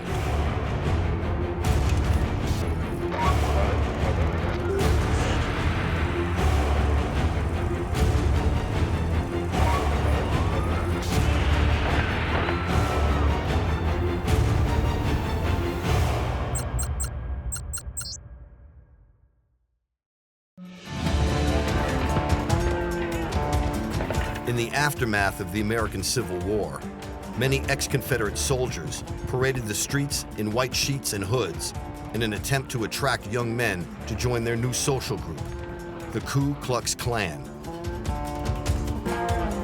They saw the abolishment of slavery as a threat to their country and God-given rights. As a result, Klan membership quickly grew to millions across the whole southern United States. The secrecy was tantamount as their crimes escalated, often committed by senior society figures. Well, the Klan initially arose in pretty much a direct response to what happened at the end of the Civil War. the freeing of the slaves, and ultimately the making of citizens of the slaves. It began in a small town in Pulaski, Tennessee, near the Alabama border. And really, what it was initially was a kind of prankster society. There were 6 ex-Confederate officers who got together, who were bored in this small town, and decided to form a little club. They used the Greek name for circle, Klux, and that is where the name Ku Klux Klan comes from. They dressed up in all kinds of wild outfits. This pretty quickly turned into more or less harassing black residents in the area, making fun of them. They would do certain kinds of things like dress up in such a way that was supposed to suggest that they were the ghosts of Confederate officers from the Civil War. The story that 6 young men met to form a kind of social club with a kind of mystical circle in it has a kernel of truth. But I have always believed that the Klan started in places like Pulaski, Tennessee, because it was in the edge of what was a cotton-growing area.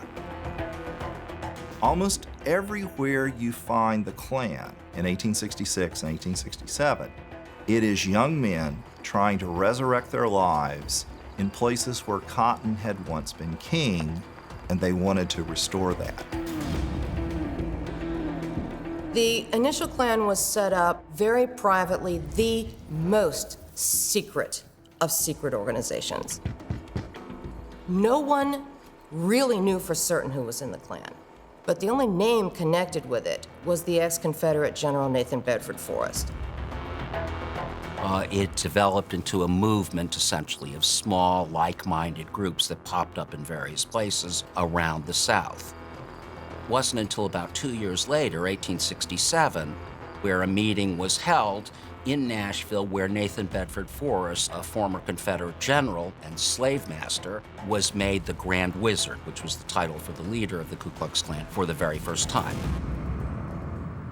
Forrest really led the Klan through its very most violent period and, in effect, terrorized, in particular the Republican Party, into staying away from the polls, into backing away from any kind of political work, and so on. The first Civil Rights Act with any teeth was passed in 1871, along with something called the Enforcement Acts, and they were passed because of the violence being perpetrated by the Klan. They were passed by President Grant, who had had enough. And he also declared the Klan a terrorist organization, which meant that if you were discovered to be a Klansman, you could be hanged. And so the membership was very secret, and we really don't know how many. Historians play games, make estimates, maybe 15% of the white males, but we don't know. In fact, at the beginning of the 20th century, it's estimated that the first incarnation of the Ku Klux Klan membership had grown to an incredible 5 million people, some 25% of the South. We know very little about the ritual of the Klan. Again, these men, they lived underground like moles.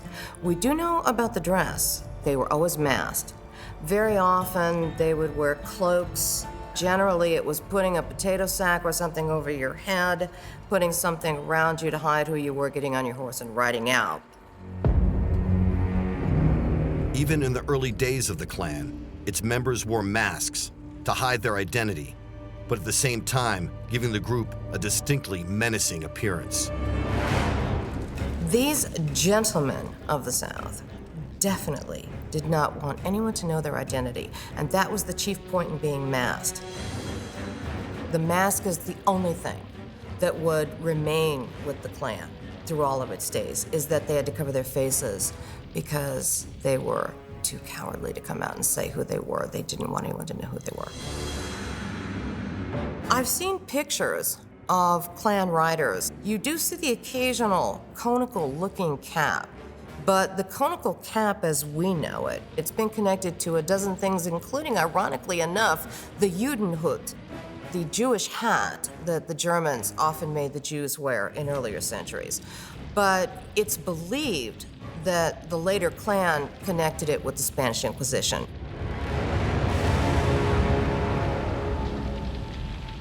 Today, the mask and conical hoods have become the most powerful symbols of white supremacy and the Klan that exist. To me, the Klan has always been a very logical manifestation of rural life, that you band together for survival, that you go through certain rituals that give you power, in a place that often makes you feel powerless. By banding together, that power can manifest itself far more effectively than through individual protest or, shall we say, individual acting out. The Klan has an ethic of the group dynamic that I think reappears each time the Klan reappears. A Klansman or Klanswoman, they come from all walks of life. So they have different perspectives. But one thing they all hold at the top of their priority list is preservation of the white race. Behold the fiery cross, still brilliant. It shall burn bright as morning for all decades. I mean, look, despite the fact that the Klan today is incredibly weak, the reality is that individual Klansmen still pose a very real and significant danger, at least to people immediately around them. Let me say that the cross is an inspiration, a sign of the Christian religion, a symbol of faith, hope, and love. Amen. Amen.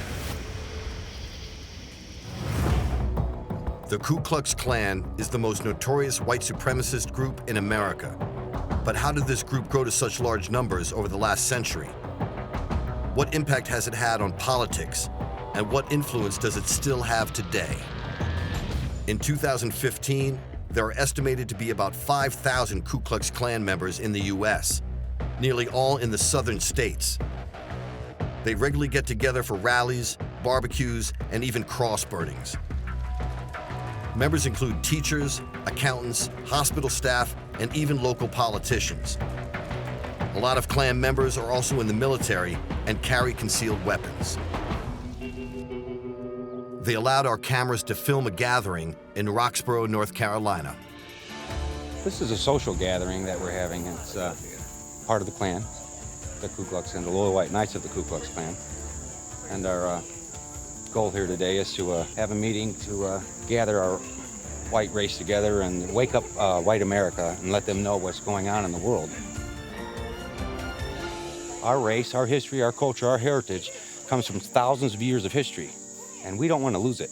And it's being destroyed by Zog. Zog is a Zionist-occupied government. The Jews own everything. And through all the retail stores and advertising flyers that you receive in the mail, all they show is this racial mixing, and we're tired of it. Well, this is the national rally, and brothers from all over the states are coming in, and it's a good place where we're all together and can do this. We're part of this organization to help save our history, because we are losing our history. I want my son to grow up knowing what's right.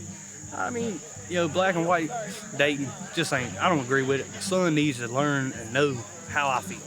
That's what we're here for, fighting for, every day. That's what I joined for, and that's what I want my son to say.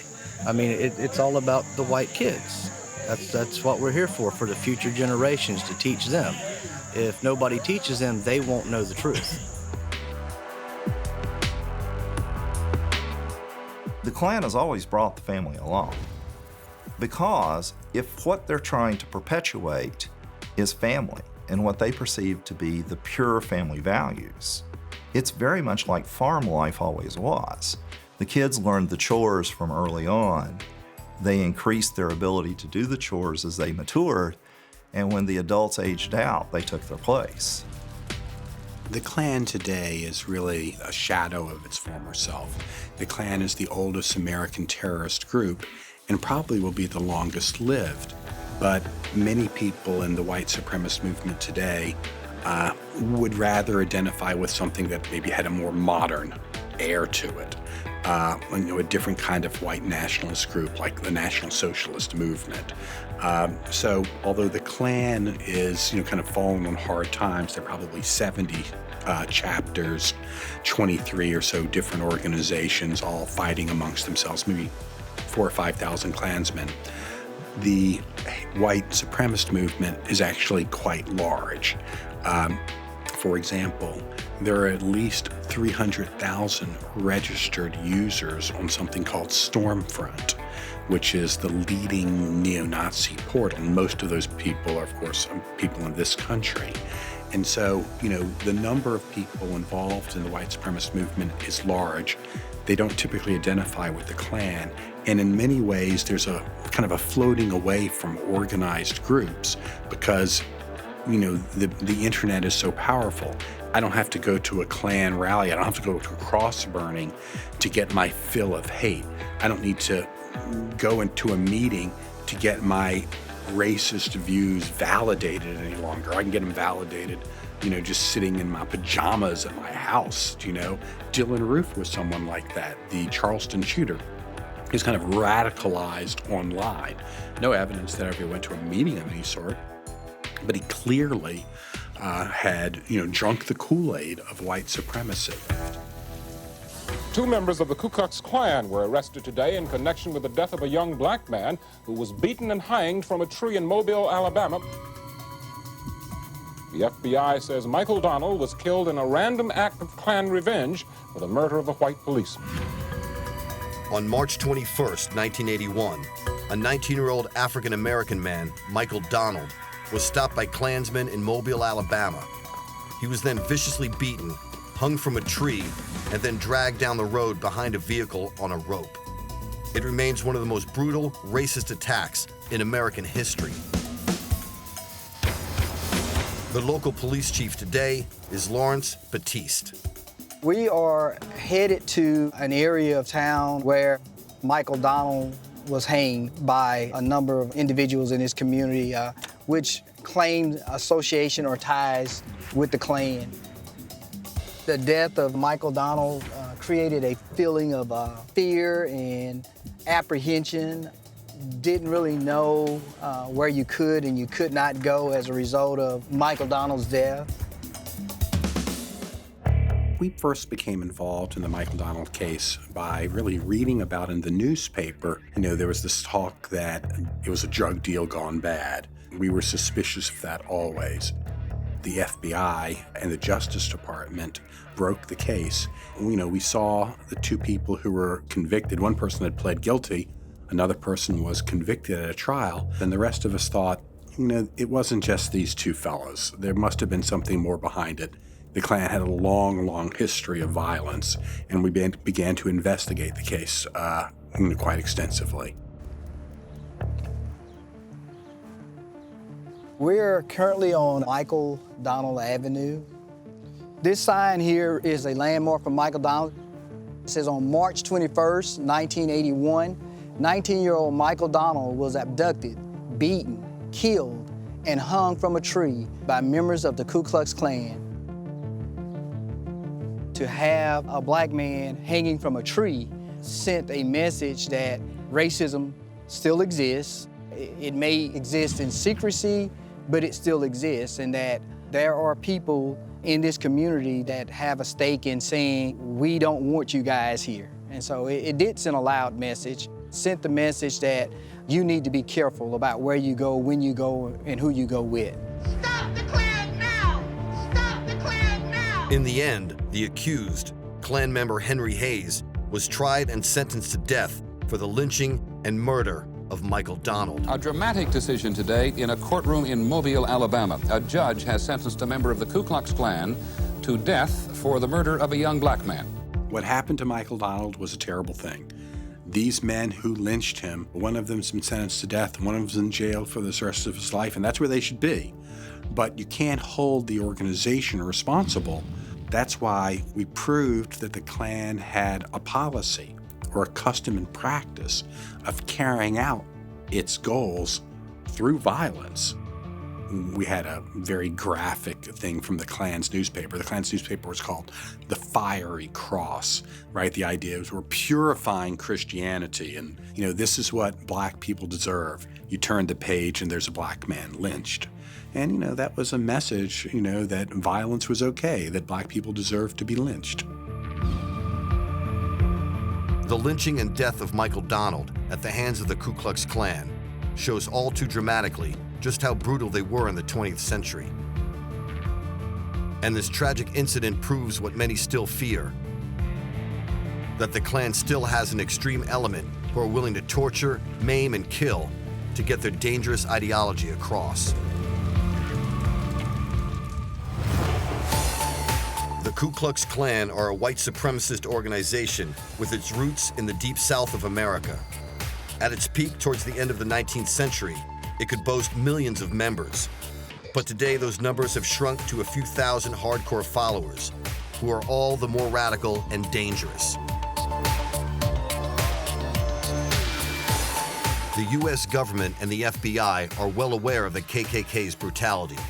They spent a great deal of time and money trying to infiltrate the Klan, to get firsthand and eyewitness accounts of exactly what's been going on.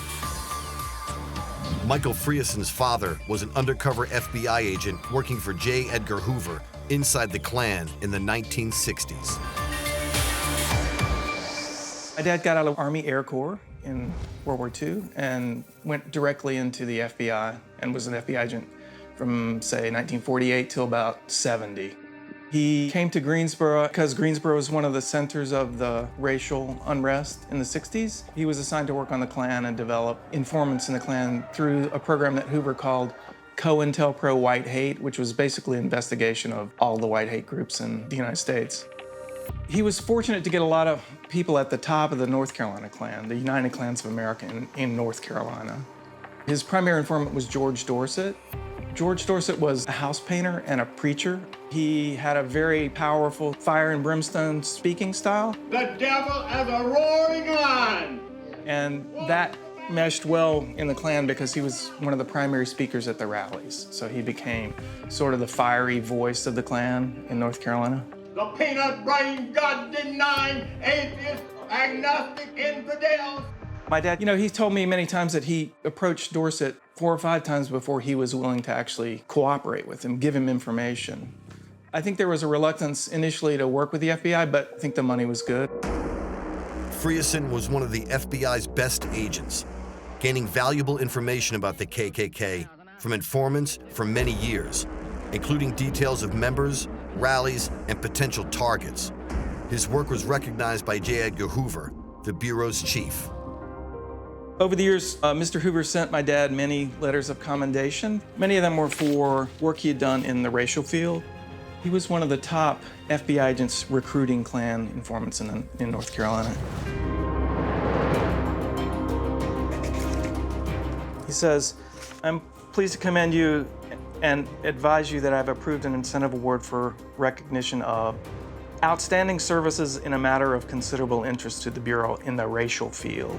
Your skillful and effective efforts in developing and handling confidential sources resulted in a great deal of success in this area of our operations." And this is counterintelligence, right? It goes beyond information gathering. They're basically trying to break the Klan up, sow dissent and cause splinter groups to be formed and that kind of thing. So. With expanded jurisdiction in the fields of organized crime and civil rights, the FBI scored decisive blows against Ku Klux Klan violence.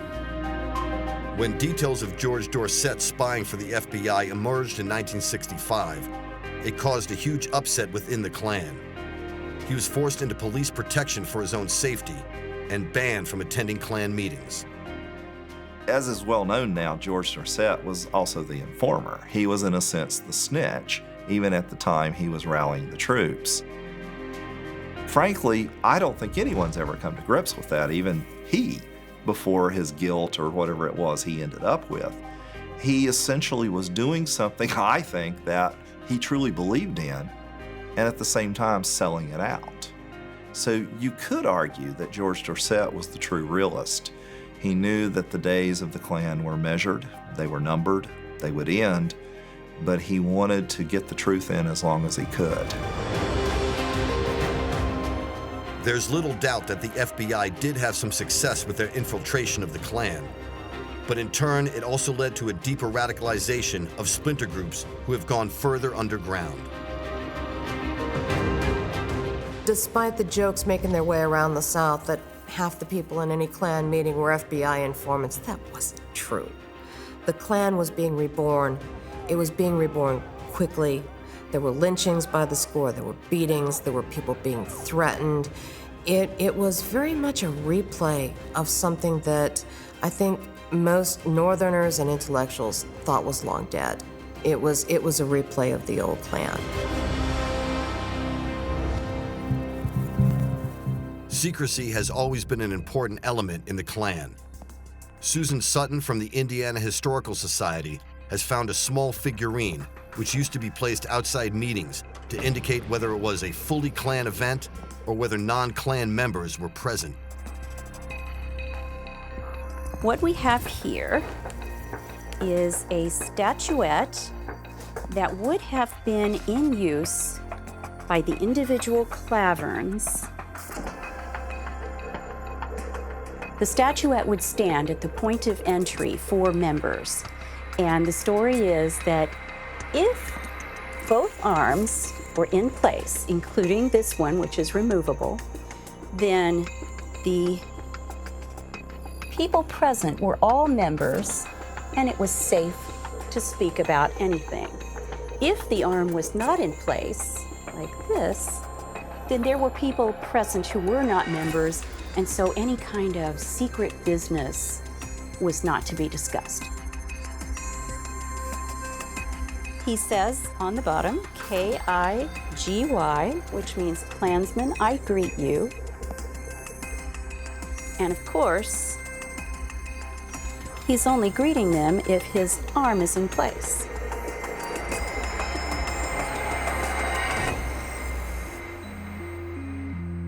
The advantage of having a secret society is that nobody knows what your numbers are, nobody knows where you are.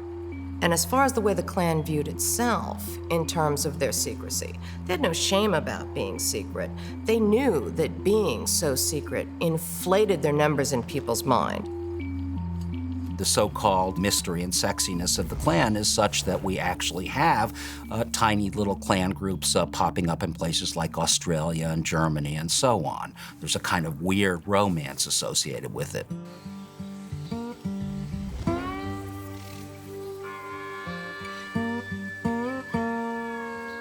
Although their numbers are rapidly diminishing, the Klan still has a passionate following in the South. A recent gathering in Roxborough, North Carolina, allowed our cameras in as they prepared a large cross for the evening's burning. Some members claim that a new war is coming, where the white majority will, as they put it, take America back. The lighting of this cross represents Jesus Christ is the light of the world. He is our existence. He is the reason that we are on this earth. And so we light this cross in honor of what he has given to us. We're not the first to do this. You know, this has been done for hundreds and hundreds of years. This is our Confederate battle flag. What it represents is our Confederate soldiers in the South. And in 1958, the Confederacy, or the Confederate veterans, soldiers, were brought in as U.S. veterans, and their gravestones are being desecrated, the flags are being torn off them, and nobody's doing anything about it. They're destroying us. They're trying to kill us. They're wiping us off the face of this planet, and we want to wake up America and put a stop to it. And now then they're trying to take the Klan out of history, out of our history, out of our Southern heritage. And y'all got that looking good. Then once they get rid of our Southern heritage, they will not be satisfied until they destroy the heritage of this United States. The cross lighting represents the light of Jesus and how he shines down over all of us. It is important because our biggest thing is our Christian base. Our kids definitely need to know about their heritage and where they came from. They need to be proud in their race and know that it's okay to be white now. Despite the Klan's high media profile today, the initiation ceremony and sacred oaths undertaken by those joining the Klan remain a closely guarded secret. When you are inducted or initiated into the Ku Klux Klan, you go through a secret ritual, a secret initiation ceremony in which you give an oath and you give a pledge to preserve the white race, to preserve white womanhood. You give your life. You also make a promise never to reveal any Klan business to aliens. An alien is anyone who is a non-Klan member, and to always uphold the values and policies of the Knights of the Ku Klux Klan. Young white people, they see the movement for Black Lives Matter, and they say, gosh, we're losing the country. What about us? You know, and so they try to figure out a way to kind of express what in their mind is ethnic pride in kind of a warped way. We've seen plenty of cases of young people in the North with Confederate flags. Well, what can that mean? That's not the historic Confederacy. It's just an expression of whiteness in their minds because they feel embattled. There are no real boundaries in this. It's just part of a social movement that takes your money, organizes your energies, and engages your families. You get everything in one package. You get the costumes, you get the ideology, you get the family concerns. It has elements of the church, it builds community, and most of all, it keeps out the alien. It promises you that your children will have a future that you control, not them. The Ku Klux Klan are the most famous white supremacist organization in the United States. Its origins start back at the end of the 19th century, when it attracted a huge following in the southern states, and is still active today, though with just a fraction of the membership. After what was known as the first wave of the Ku Klux Klan back in the end of the 19th century, a second wave flourished in the early 20th century. On the most part, it attracted all sorts of regular law-abiding citizens who helped with good social causes. But of course, there was also the constant undercurrent of racially motivated hatred. The Ku Klux Klan returns to the South, complete with traditional white hoods. One of its leaders was a politician called D.C. Stevenson, who was appointed state leader, or Grand Dragon of the Klan in Indiana. In 1925, he was tried and convicted in a notorious abduction, rape, and murder of a young white woman, Madge Oberholzer, a state education official.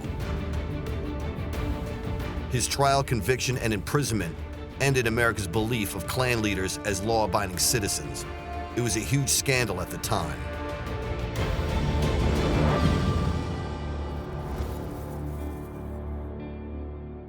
This is Irvington, and this is where D.C. Stevenson decided to build his mansion, over here. As you can see, it definitely has a southern flavor for a northern state.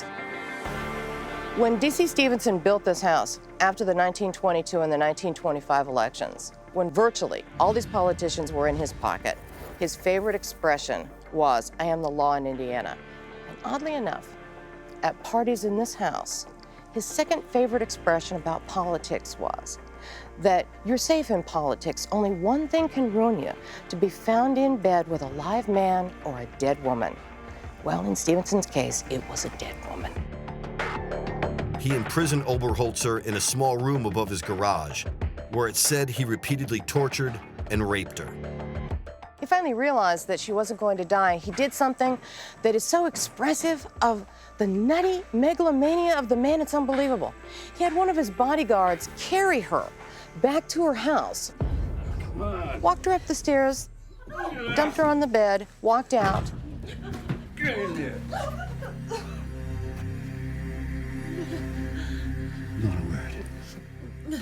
When the boarder said, "Who are you?" he kept his face down. He said, "My name is Taylor. She's been in an auto accident, but it was a mild one. She'll be fine," and walked out the door.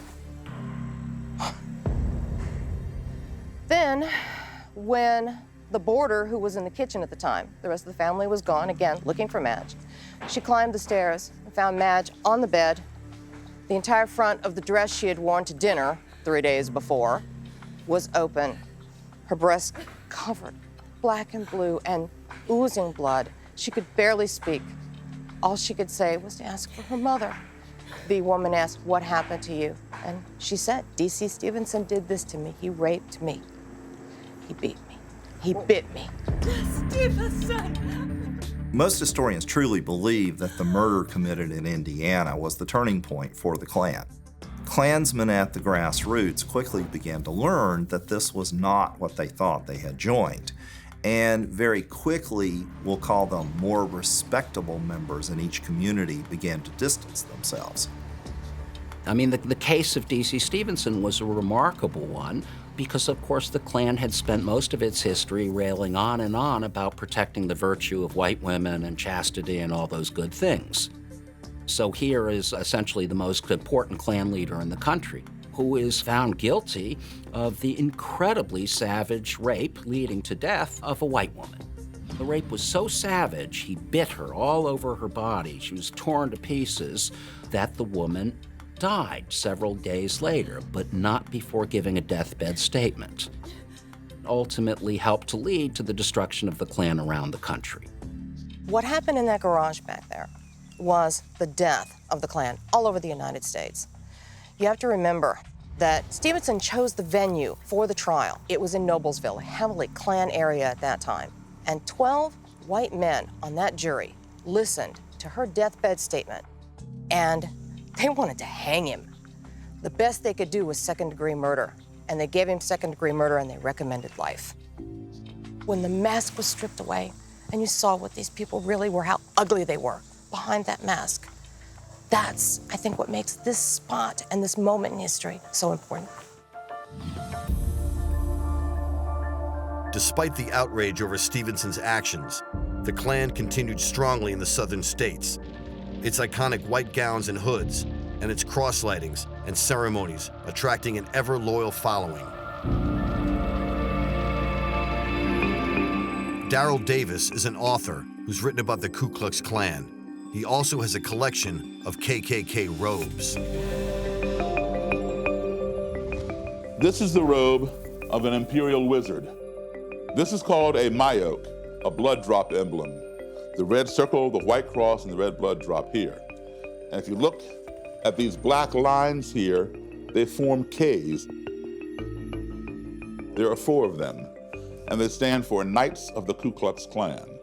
The white cross, of course, represents Christianity, and the blood drop means that they will shed their blood to preserve the purity of the white race. I think, the Klan has the best, uniforms out of all of the fraternal organizations out there. I've looked into masonry and all like that over the years, and I found it quite boring. And with the Klan, it never gets old. This, of course, is what we call the hood and the mask. Some people call it a helmet in Klan terminology. Well, the Klan traditionally has been a secret society. And while they remain in secrecy, with people not knowing who they are, that can invoke fear in other people. And fear is the most powerful tool to control your enemy. Some people have jobs, and should it be known to their employer that they are a member of a subversive organization, they could lose their job. So it's best that people not know who they are, thus they wear the mask. Darrell Davis also has the uniform of a Baltimore police officer who was in the Klan. He was not an undercover police officer in the Klan. He was a bona fide Klan leader on the police force. This is in recent times, just back to the 1970s. The Klan is still thriving, and it's thriving more and more every day with the advent of a black president being in office, with the advent of more and more people coming into this country, immigrants who do not have white skin color. The Klan sees that as a threat. So that's why we're seeing the rise in recruitment efforts. We're seeing the rise in lone wolf attacks, because their thinking is, hey, if the Klan can't do it and the neo-Nazis can't do it, if you want to get it done right, do it yourself. 10,000 white women were raped by a black man. Guess how many black women were raped by a white man? None! Because the Klan of the 60s was so much a terrorist organization, membership was extremely secret. There was certainly infiltration at certain points by law enforcement, but by and large, in the South, the Klan had very good connections to police departments. So there were police departments like Birmingham, Alabama, that were essentially allies of the Klan, and that was true all around the South. You found very often that police officers would be secretly members of the Klan. It was very much a secret society because, of course, it was engaged in terrorism of the most extreme kind.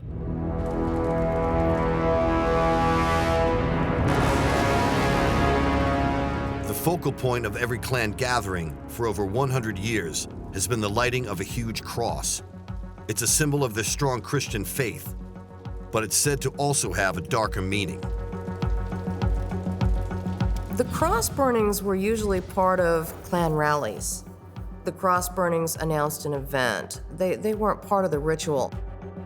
The ritual was very much patterned after the ritual of all other organizations at that time, who all were patterned after the Freemasons. And they all followed suit. You rose through levels. You became a goblin. Officers were called things like Kleagles. Their book of ritual was called the Claran. Raising money was called a convocation. And the money was called click token.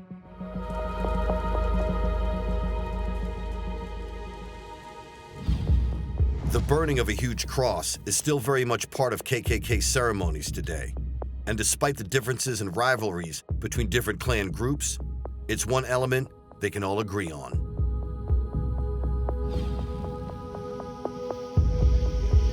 You accept the light of Christ? Yes, sir. Klan groups sometimes get together during the year for different occasions. And these are rival groups, but they might have a barbecue, a pig roast, some kind of gathering, and they will have a cross lighting ceremony.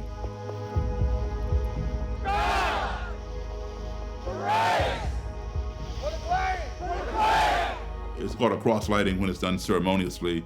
When it's done as a threat or intimidation, it's called a cross burning. It's kind of a unity and brotherhood, but it's all fake. Behold the fiery cross, still brilliant. All the troubled history, built to quench its hollow flame. There's no foundation for it. It's all quicksand, because as soon as they leave, they're still rivals with one another. They don't join forces. It shall burn bright as morning for all decades. And then every now and then they'll form a federation of Klan groups. But it's like having 3 chefs in the kitchen. You can't have 3 imperial wizards in the same Klan group. It's just too much ego, too much power, and they quickly disband. God give us men. Amen. Amen. The Ku Klux Klan are the most notorious white supremacist movement in the United States. Once able to boast a membership in the millions, today it has about 5,000 diehard members across the southern states. They meet regularly to don their infamous white robes and hoods and to set fire to enormous crosses. But what does the future hold for the KKK? The Klan really has been a generational phenomenon. If you think about it in the broadest context, the people who first met in Pulaski had children and grandchildren who would then join the Klan about a generation later. And those people had sons and grandsons who joined the Klan about a generation later. There have been 3 waves and 3, broadly speaking, generations that have attempted to keep the South in its traditional mode. That may be going away today, but there are remnants of it still around. The Ku Klux Klan finds itself today at a crossroads. Its aims and its racist beliefs appear more out of touch than ever before. In July 2015, the Confederate flag was lowered for the last time outside the state capitol building in Columbia, South Carolina. They pull the Confederate flag down, but then you got the new Black Panther Party with their monument that they have, and they can openly preach that they want all white people dead. The Ku Klux Klan is not hate. We love our race. We love and believe in the perpetuation and the preservation of the white race. That's what we want. I'm not sure the Klan will ever die. And that's a sad thing to say. At this point, the membership of the Klan is pretty sad. 5,000 to 8,000 probable. That doesn't count all the organizations that have been spawned by the Klan. The Oklahoma City bombing was carried off by, 3 guys? And essentially one guy caused that kind of grief and death and destruction. So it doesn't take a lot of people to cause social chaos. We have to face up to the ugly fact that the American South has taken a very long time to recognize the humanity of all black people, and that when the Klan manifests itself in any wave, the reservoir that is underneath white Southerners is often that brutalization of African Americans. The enduring impact of the Ku Klux Klan is that it delayed the true promise of being America, that it kept the American South from truly joining the rest of the nation in a manner and a fashion that would have given it true equality. And in that way, it harmed not just the region, but it harmed the rest of the nation as well. I think there is just too much history wrapped around the Klan. The Invisible Empire, Knight Riders are sexy and appealing to certain kinds of people. So I think that probably for the foreseeable future, we will have little Klan groups around the United States and elsewhere. Stop the Klan now! Stop the Klan now! I've traveled over the world. I've never been to a country that didn't have a race problem. I don't think the Klan will ever die. I just think at this point it's a joke. All these groups are morphing and diminishing. Are they necessarily going to disappear totally? No, I always believe in the 95%. But what we don't have anymore is the South the Klan really wanted to defend. It's going away. The KKK has a colorful and violent history, but its actual membership is a small fraction of what it was a century or more ago. The current members rail against what they see as a marginalization of their way of life, and against the huge influx of migrants and a lack of resources for who they see as true white Americans. They threaten that a war is coming where white Americans will take their country back. But increasingly, in this fast-moving, technology-driven, and multicultural world, their old-fashioned and racist views seem woefully outdated and out of touch. And yet the FBI and other law enforcement do recognize the threat that one lone wolf member could still cause. Fueled by hateful ideology and radicalized on the internet, an individual could still perpetrate an act of extreme terror that would grab the entire world's attention and put the KKK back in the headlines.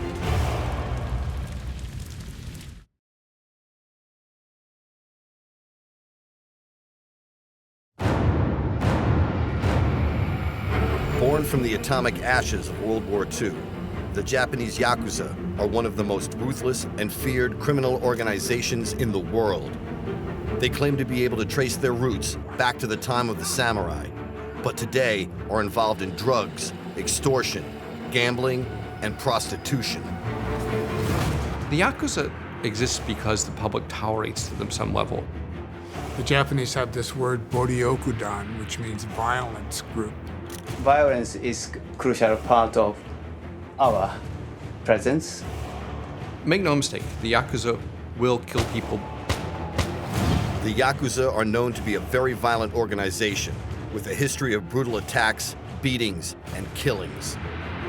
Their image is of these noble outlaws that uphold a code of ethics that don't bother the ordinary Japanese person, but if you're in their way or you're not paying the protection money, then you do get killed. A large number of the murders in Japan every year are created by the Yakuza because they're violent groups. Although the Yakuza are a strictly men-only criminal fraternity, women still play a significant role. I don't understand why I exist in this world. People tell me you're filthy, disgusting, you should die. People are going to want drugs, they're going to want access to brothels, all the things that underworld gangs provide that, so-called straight society can't. There are still incidents now of traditional Yakuza grabbing someone from their street, kidnapping them, taking them somewhere, beating the crap out of them. That things happen all the time. The Yakuza places over the victim's head, oxygen deprivation, he passes out, he's revived, and then the fun starts again until the Yakuza get what they want. You're never going to stop crime. It's just a fantasy. The Yakuza will always be there.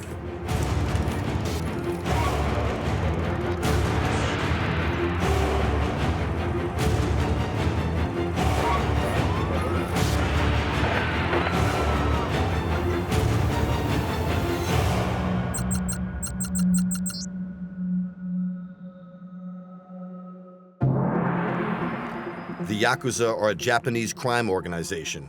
It's mysterious, secretive, and utterly ruthless, with a fearsome reputation around the world. It's said to be heavily involved in drugs, prostitution, and illegal gambling. Like the mafia, the Yakuza insist on a ruthless code of silence. Any transgressions and the sentence is immediate death. Its numbers are secret, but it's believed to have around 50,000 members today, with 21 different bosses, or Wayabun. The Yakuza are criminals. They engage in extortion, blackmail, fraud, prostitution, gambling.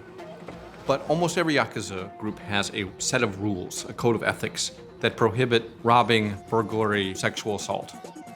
And that means that they don't contribute to street crime. And because they don't contribute to street crime, that means if you're walking around this area, you don't feel unsafe, you don't feel like you're gonna get mugged by the Yakuza.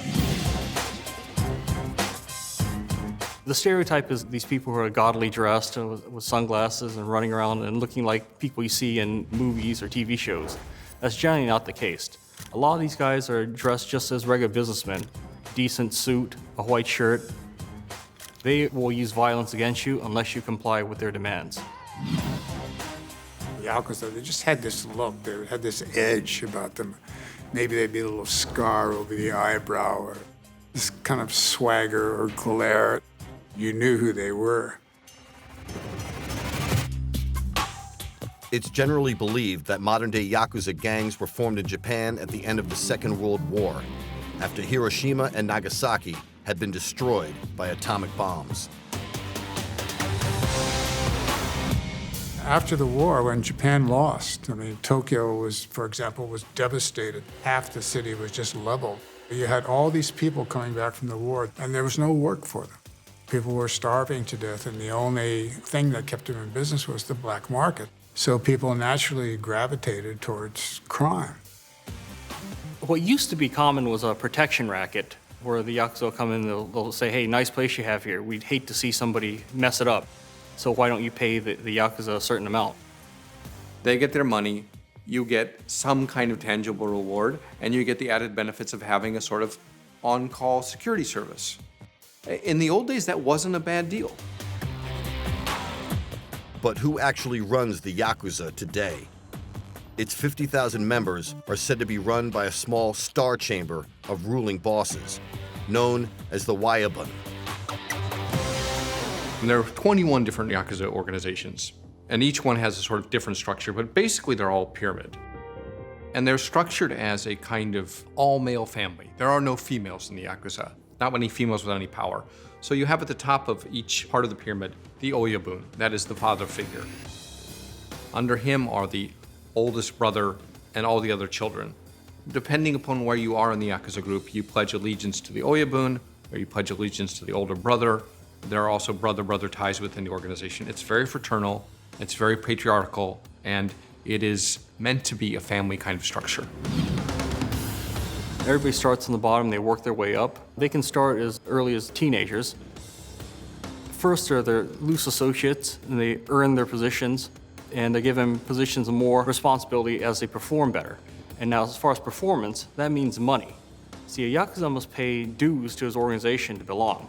Those who cannot produce a profit are usually shown the door. Authority is absolute from the top down.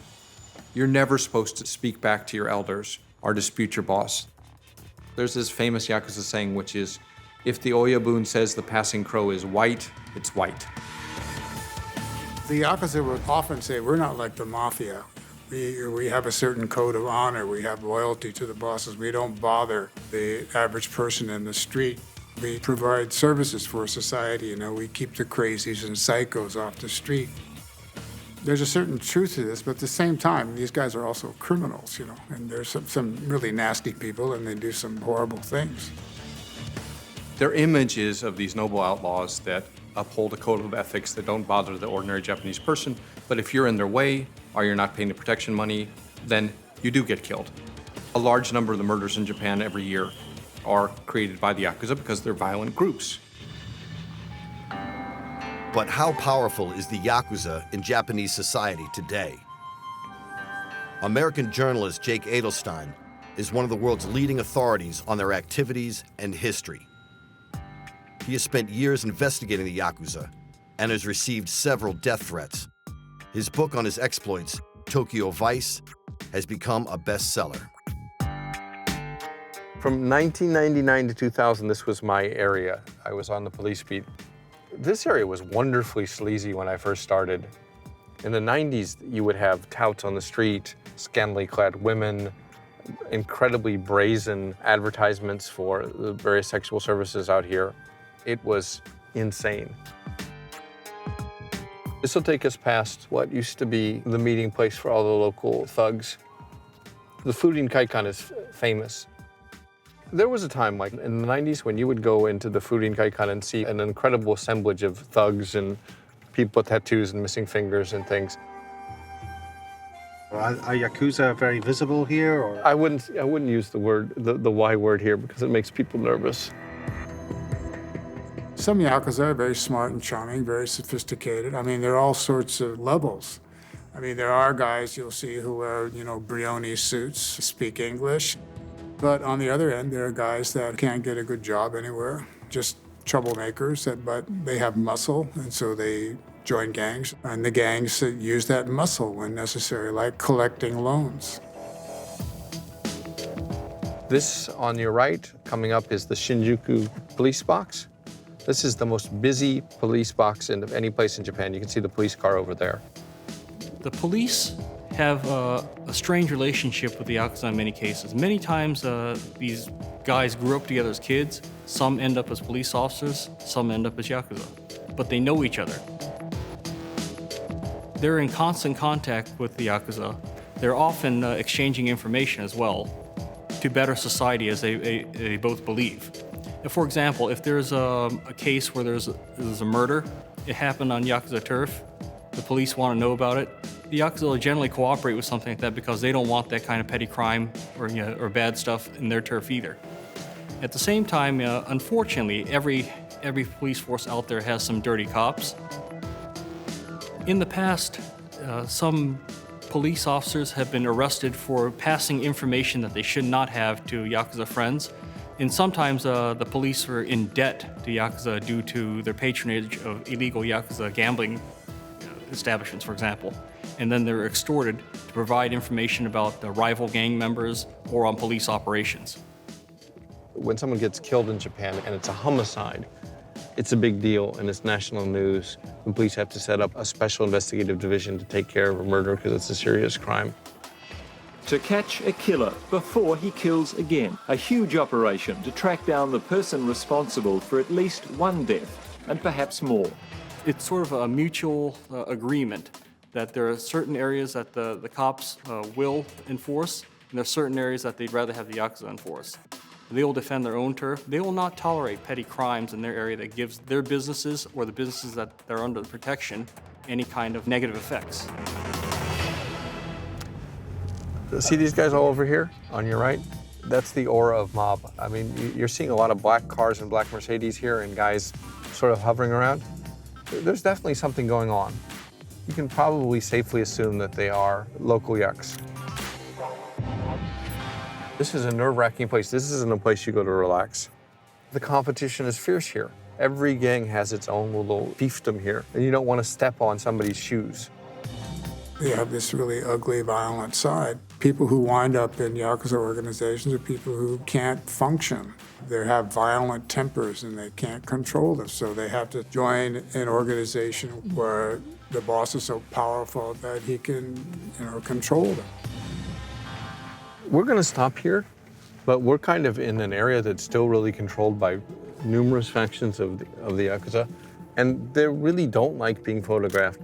Also, the police are very concerned about projecting the right image of this area, so we may get stopped and we may be asked not to film, and people may be angry with us, but we'll go ahead and take that chance.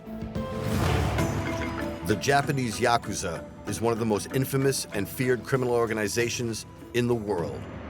It's said to be secretive and utterly ruthless, with a fearsome reputation. It's said to be heavily involved in drugs, prostitution, and illegal gambling. But how powerful is the Yakuza in Japanese society today? American journalist Jake Adelstein is one of the world's leading authorities on them. He spent years investigating the Yakuza and has received several death threats. This is Kabukicho, the heart of Shinjuku, like Japan's oldest red light district. You can get anything you want here, booze, weird fetish outfits. You can also get ripped off and have your life savings stripped from you if you go to the wrong bar. If a tourist is just there in Shinjuku to enjoy the sights, drink in a few bars, eat at some restaurants, generally they will not encounter the Yakuza. Well, the Yakuza will come out when it's time to defend their turf, or sometimes they'll be out as a show of force, patrol the area. I've had threats from one individual and his men. I've had angry words exchanged with 2 or 3 Yakuza over the years. But I mean, that's kind of how they are, right? They make threats, they yell at you, they say they're gonna kill you. It's kind of like how you and I would say good morning to each other.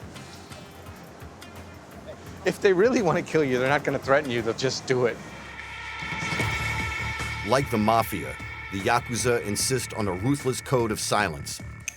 Hiroki Allen is a security consultant who has worked with many of the world's leading governments, advising them on combating the Yakuza.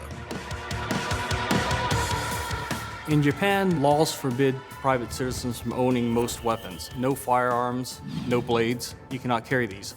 The Yakuza know their victims are unarmed, so they can just use brute force, mass numbers. If they grab somebody off the street and they're torturing him, they can use anything from advanced techniques to very simple stuff, such as like placing a pen or a pencil between the victim's fingers and squeezing his hand very hard, cause intense pain, doesn't leave any marks that they can take back to the police and say that they were actually physically assaulted. They will most likely be complying with the Yakuza's wishes after some time with them. Allen agreed to recreate some actual Yakuza torture techniques on camera. The Yakuza wants money from a victim like this. We don't want to leave scars that he can report as being assaulted to the police, because that could bring the heat on us. So we want to cause terror, we want to cause pain, and also to get him to pay up. Here's a very common comb. This snapping action into the eyeball causes intense pain, but leaves no external scar. We can continue this for as long as we want until we get this guy to agree to sign the document we want. Over here, under all this, we have a plastic bag. You've all heard of waterboarding, but there's no need to use any water if you have one of these. You come over here, the Yakuza will place this over the victim's head or hold over his face. Oxygen deprivation, he passes out, he's revived, and then the fun starts again until the Yakuza get what they want. He's already angered the Yakuza enough to have them actually take him away and confine him like this. He knows he has one chance to get out of here alive. If he doesn't do what the Yakuza want this time, well, he'll find himself buried in a hillside or thrown into the ocean, and he'll never be seen again. Frankly, the victim has no idea when these tortures will stop, how much more they'll escalate. Just the mere sight of these tools here will strike serious fear into his heart and get him to comply. That's the aim. Traditionally, extortion was the bread and butter of the Yakuza. And it works like this. You open a bar or you open a restaurant, the gang members will come to your office or come to your bar and tell you, you're operating in our territory. It would be advisable for you to pay an honorarium so that you can do business here. We will protect you from other Yakuza organizations harassing your business. You might be leasing flowers from the Yakuza. You pay them an exorbitant amount of fees. There are some times when paying off the Yakuza is a good business investment. Not only do you keep them out of your business, but when you have an unruly customer that you can't get rid of, they will come much faster than the police.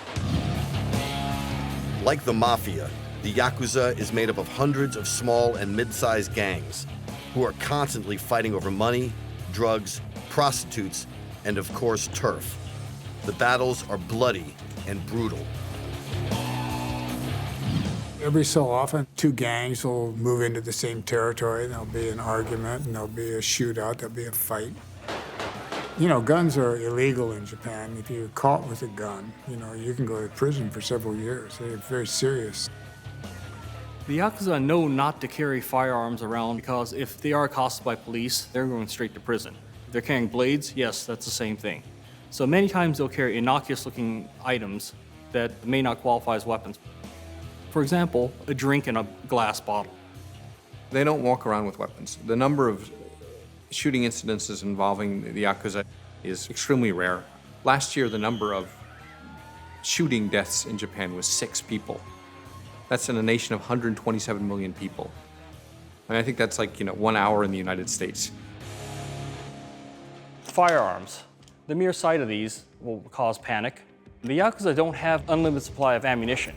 So there are reports that many times they are taught to use these as contact range weapons. They can grab the victim, pull them in, put the muzzle against them, and shoot. This not only ensures a hit, also the expanding gases coming in the barrel go into the body, causing a much more lethal effect. Impact weapons. Collapsible baton. These, actually the police use these as well, so the Yakuza are quite familiar with these. Now granted, you're not supposed to be carrying these around, they're supposed to be for martial arts practice uses, but many Yakuza do use these. This will break bones on contact. A very effective short-range impact weapon. Make no mistake, the Yakuza will kill people, but they're very judicious about it, and it's a business decision. It's not something that's done in a hot rage. I mean, an assassination, when they take out a civilian, the calculation is that the greater benefit of the group is worth the bad publicity and the heat from the police you'll get from killing someone. And sometimes they kill someone and stage it as a suicide. Everyone knows that they were probably whacked, but they don't want the police to crack down on them. They don't want any of their people to go to jail. And the message still gets across.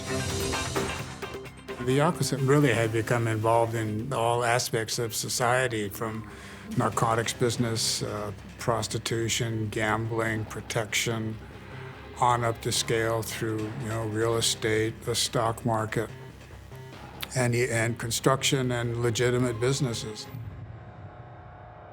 The Japanese Yakuza and the police had quite an intimate relationship. In the early days of the late 40s and early 50s, they had no power, and so they needed the support of the Yakuza to fight off this communist movement in Japan. But Yakuza and police, basically speaking, even today, come from the same culture. You either grew up to be a Yakuza or a policeman. The police would set up a judo hall, and they'd try to recruit the youth and teach them judo and make them sympathetic to the police cause. And then you'd have the Yakuza bosses who would, take them to baseball games and try to recruit them into the gangs.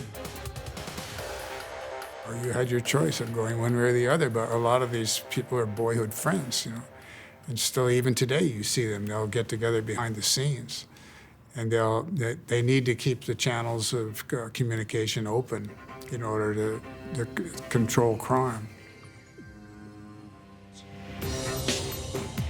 One of the sure signs of someone being a member of the Yakuza is a missing little finger. Many members cut off portions of or the entire finger as a mark of yubitsumi, or apology. Shintaro Hayashi's company makes prosthetic fingers, among other body parts, and is in demand from former Yakuza members who are looking to replace their missing digits. Yakuza come here for various reasons, often when they want to get out of the Yakuza for regular community. There are possibly feeling that because of the lack of fingers, people feel scared. So they quite often hold the hands like this. So it's hidden and people don't notice it. I've been in this business, this place, for 13 years, and I've made fingers for about 50 Yakuzas, but I've never counted properly. But possibly 500 to 600 fingers for Yakuza I made. It scares the crap out of people to see someone missing a finger. It's like, if this guy's gonna cut off his own finger, and it's not like you see in some bad movies where someone holds the guy down and cuts off the finger against their will. That's sort of, I think, a popular conception. If you screw up in the Yakuza, that you get held down, they chop off your finger. No, you do it yourself. If you walk into a golf course and say, I want to play 18 holes, and you have a missing fingertip, they won't let you. So that's why some doctors have set up a business making prosthetic fingertips. It looks quite real. You can't really tell. Now, there's 2 reasons that Yakuza used to chop off their fingers. One is that you chop off your finger because someone under you has screwed up and you are atoning for their mistake and asking for the boss's forgiveness. When you chop off your finger for someone else, which is an altruistic act, that's considered a living finger, EQB. When you chop off your finger because you screwed up, then that's called a dead finger, right? You might get forgiven of your debt, you might be allowed to stay in the organization, but it's nowhere nearly as cool as doing it for someone else. The Yakuza world, that's the ultimate way to apologize. I couldn't imagine cutting my finger off. It takes an enormous amount of courage. There's a certain way that they do it. They take a knife and they'll stick it in the table, and then in one sharp movement, they'll get right at the joint. And if you're really good at it, it's done really fast. Either way, it's not an easy thing to do, but it intimidates people. And you know, you're a Yakuza and someone sees the tats, they see the missing finger, they know that you're probably not afraid of pain, and if they're afraid of physical violence, they're liable to back away. The Yakuza are a mysterious, secretive, and utterly ruthless Japanese crime organization with a fearsome reputation around the world.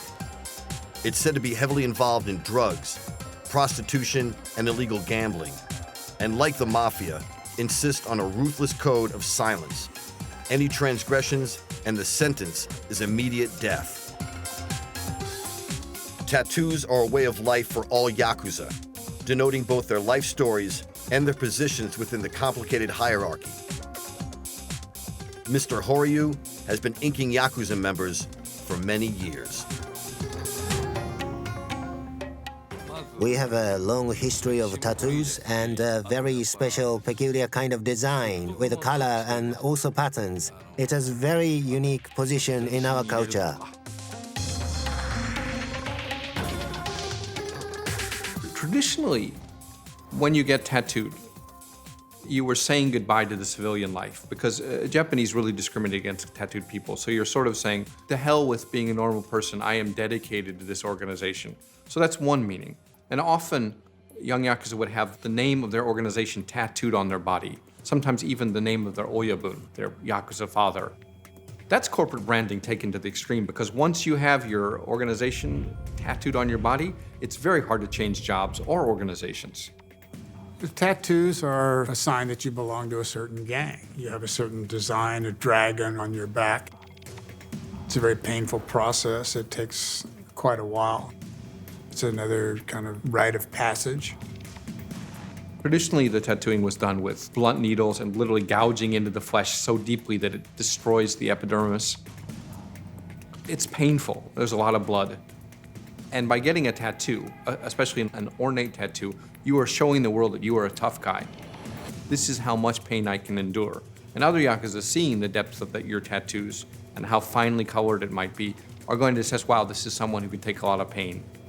There are a lot of establishments that won't let Yakuza in. Public baths, golf courses, some restaurants, nightclubs will have signs out there that say no Boryokudan allowed, which is kind of ironic since in many of those cases they're owned by Boryokudan. Shoko Tendo is the daughter of a high-ranking Yakuza boss. She has seen the organization from the inside out, and she doesn't like it. We had people coming into our house with tattoos or without a little finger. My father himself had tattoos too. When I saw that guests called my father Oyabun, basically boss, I realized that at quite an early age, he was a member. If you are a Yakuza wife, your man calls you Mrs. They appear to kind of be nice to you, but that tradition works out only when your boss is with you. The Yakuza's loyalty is to his organization above all else. If it means offering up his daughter or a family member to pay back a debt, he doesn't think about it twice. He looks at his organization ties as being more important. Yakuza view women as commodities. something to be traded, something that has value. They don't look at them generally as human beings. When Shoko was 16, her father owed money to another Yakuza boss. A proposition was then put to her. If you want to pay off your father's debts, then you know what will be required. It was unspoken, but of course he was implying that I would have to be his mistress. I knew that my father's debts were quite a lot, and that's not something that he could really fully pay back. So I really didn't want to become his mistress, but I had no choice. He was treating me as if I was his possession, and he also got me on drugs, and he was just trying to control me. But he also knew that he couldn't have my feelings, and he was frustrated. That's why he was so abusive with me.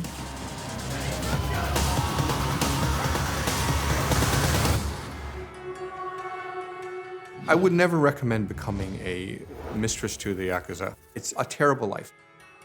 Now, you might have some Yakuza boyfriends that are decent human beings, but generally speaking, Yakuza use the women in their lives to make money. They're means to an end. Like many people connected to the Yakuza, Shoko felt the desire to have extensive tattoo work. I always wanted to have tattoos when I was little, because the people around me who treated me very viciously, like my father or his men, and they all had tattoos. And maybe my time is that over there, you know, the best time that we had. As a child, I was thinking for when I grow up that I'm going to have tattoos. I also thought, when I have tattoos, then I will be complete for the first time as a human being. In many ways, good and bad, the Yakuza society is a reflection of traditional Japanese values. First of all, it's incredibly misogynist and sexist. There are no female Yakuza.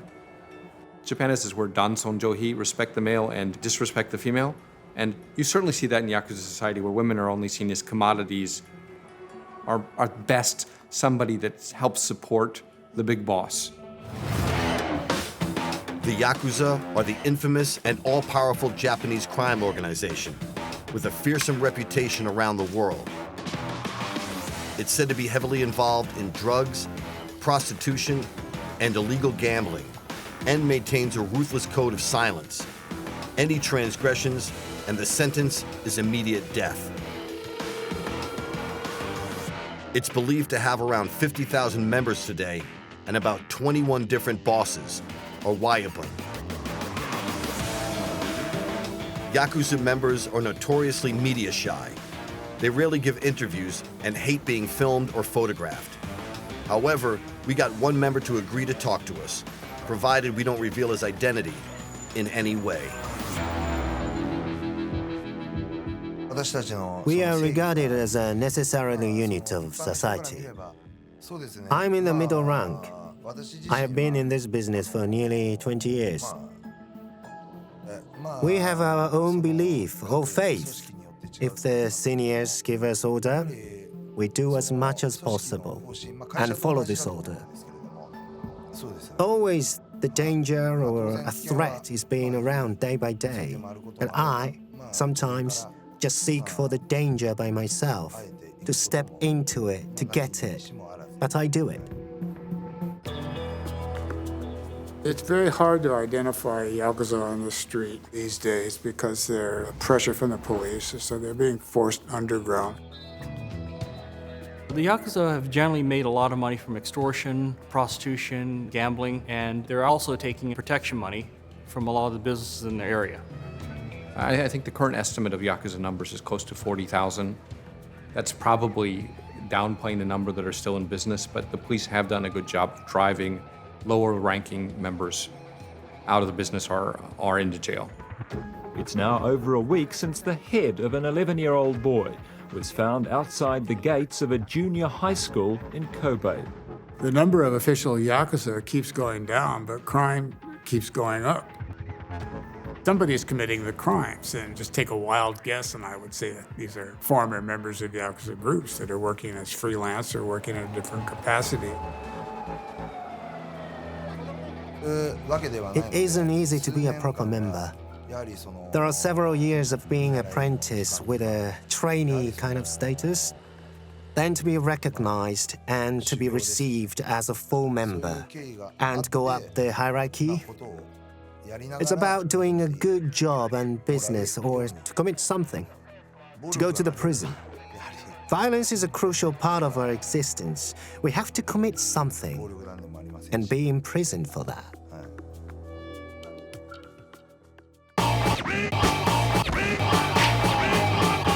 Despite being secretive and camera shy, the Yakuza feature heavily in their own comic books, which are on sale to the public.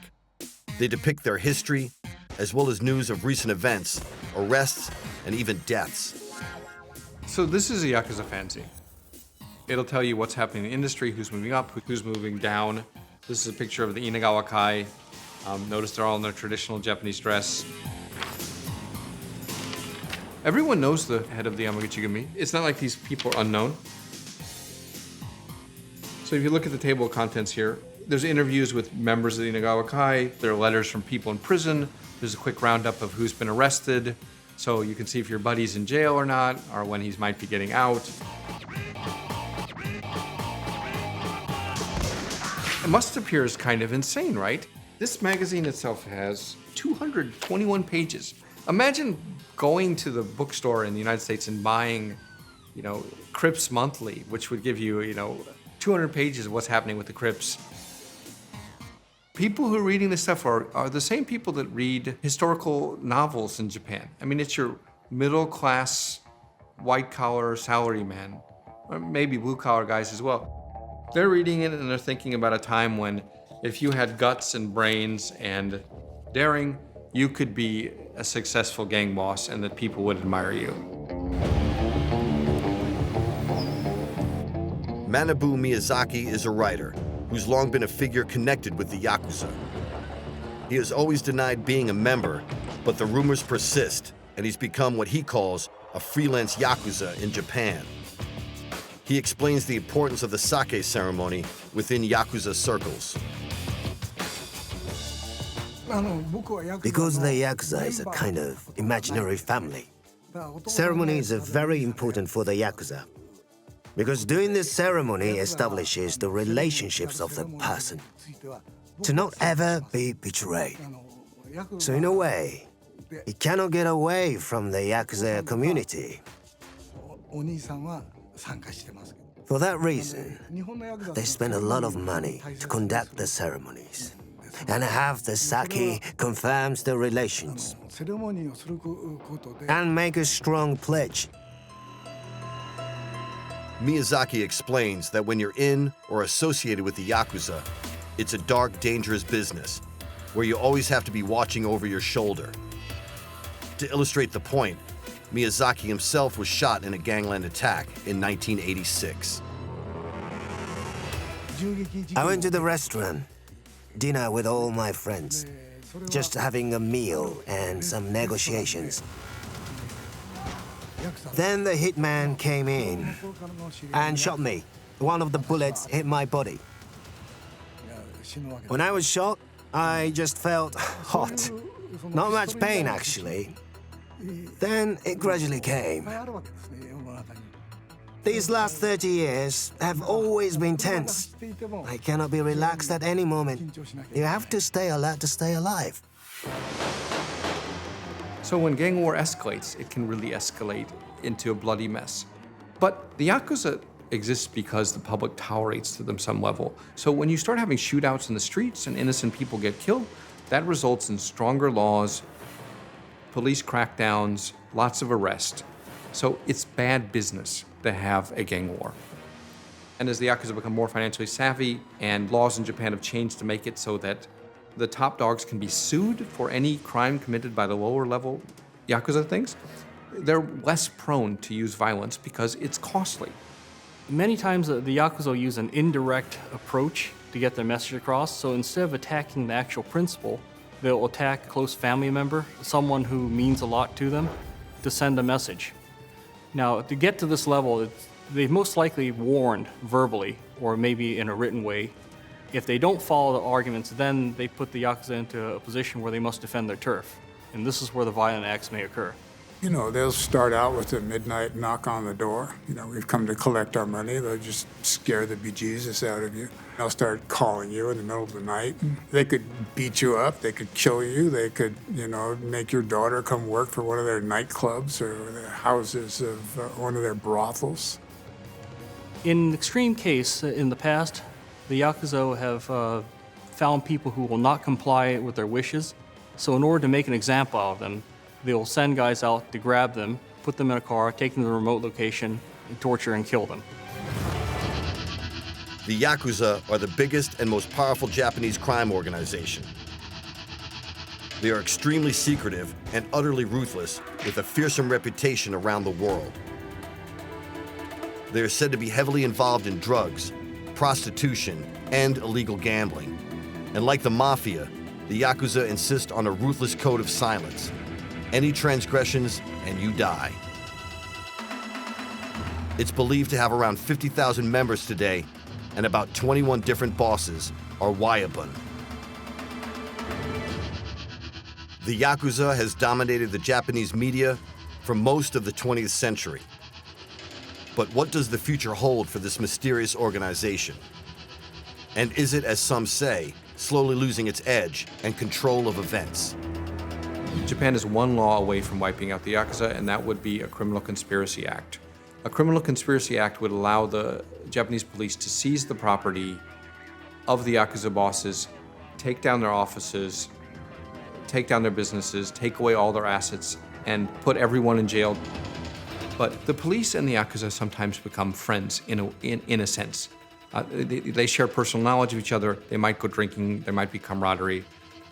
If the Yakuza boss steps over the line and there's some friendship involved, maybe the police are less likely to let it slide or convince the person making the complaint to let the charges go. There's this idea that it's better the enemy you know than the enemy you don't know. Because everyone would like to deal with someone that is reasonable, that they know better, rather than someone they don't know at all. The Japanese police have instituted a number of anti-gang laws in the past 20 years, and most recently, there's a pretty intensive crackdown in which you can't do business with any individual who's associated with organized crime. Any member of a gang cannot hold a bank account any longer. That's pretty serious stuff. I think that's part of that, I think, is the influence of the United States, because they see the U.S. government cracking down on the gangs, that the police feel they need to do something more or something at the same time. Japan only needs to do three things to get rid of the Yakuza. They need a criminal conspiracy law, they need to allow plea bargaining, they need to allow undercover investigations. They won't do it for a few reasons. One is, this administration has so many Yakuza ties that trying to get rid of the Yakuza can only be bad news for them. Also, they need the Yakuza to run the nuclear power plants. No one wants to do those jobs, and the only people that are managed to find labor that will do the jobs is the Yakuza. The shame of Yakuza we have nowadays is lost. Of course, there will be always different forms, and they will go underground, and those groups always remain in any age. But what we call Yakuza now are antisocial groups. I don't think they are going to last because the government has implemented more severe laws. If a normal person does something, they say fine. If you're a Yakuza, then they start taking the person more seriously than the other person. And they treat the Yakuza not really like humans, so they cannot survive. The police crackdown on the Yakuza has been widespread and extensive over the last few years, with a number of bosses and foot soldiers arrested and sent to jail. After years of holding the country in the grip of its power, it does seem as if the Yakuza's iron fist is loosening a little. In many ways, Japanese society is now embarrassed by the images of the old crime bosses and their obedient thugs with tattoos and missing fingers, just as the influence of the mafia has sharply declined in the United States. It's just not that cool to be in the Yakuza anymore. The mystique and dark appeal has faded in recent years, and yet to many, these ruthless underground gangs remain a potent force in Japanese society. Suppliers of drugs, loans, and prostitutes.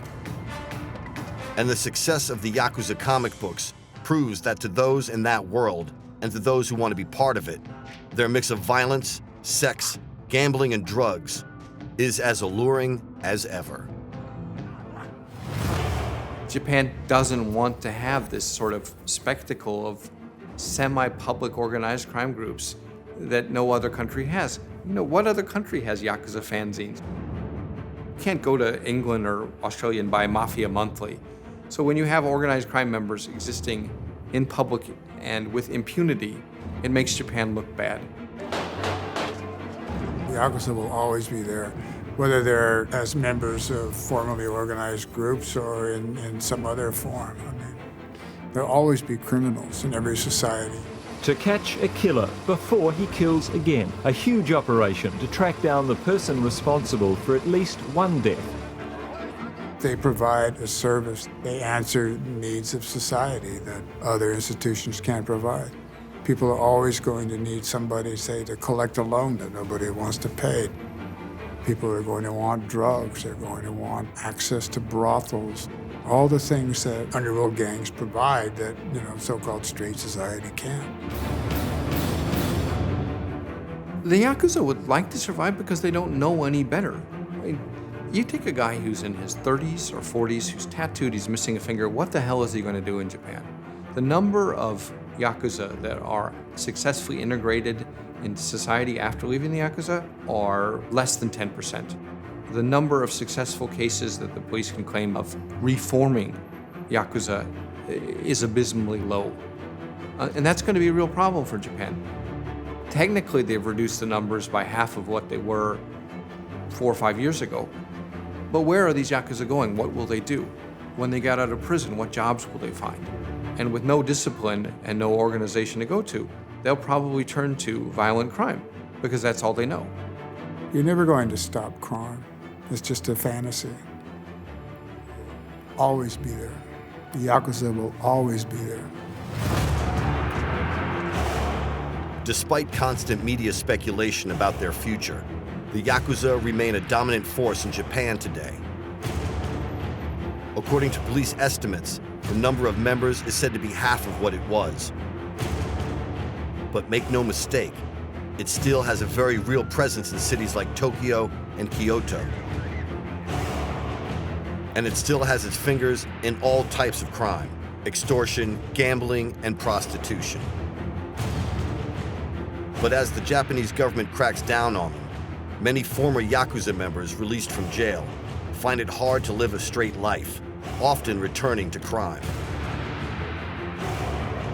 The Yakuza have a long, dark, and violent history, and like the mafia in the United States, are ingrained in the very fabric of society.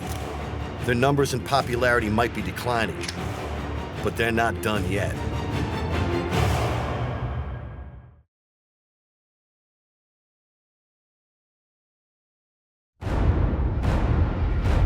The Priory of Sion is said to be a powerful, shadowy, secret society, which is believed to protect a profoundly ancient, sacred treasure, a treasure which, they claim, would bring the Vatican and all Christianity to its knees if it was revealed. The society came to the attention of the world in Dan Brown's bestseller, The Da Vinci Code, and many believe it does exist. Priory of Sion are definitely real, and they definitely still exist. I'm aware of at least 9 current members of the order. I believe there are many more. It's possibly a handful of people, but it is a front for other organizations. They are a society with secrets. Some secret ritual. Some with an esoteric base that goes back 15th, 16th century, some of it. But who are its members? And if it's real, what's its purpose? Its purpose really is to has always been to oversee the evolution of man. It's been about nothing else. The Priory claim that they can trace their history back over 1,000 years. It's an ancient organization that goes back to the time of the Crusades, led by thought leaders called Grand Masters, people like Da Vinci, Isaac Newton. They also say they protect a great sacred treasure. The treasure is either the body of Jesus, possibly the body of Mary, or that it's documents, that it's evidence, that it's gospels, that give evidence that the actual historic events were different to what we've got in the Bible. And we meet a man who claims to be a member of the society today. The Priory of Sion is a group of people with no strict structure. They all work towards a specific objective, studying spiritual and occult events.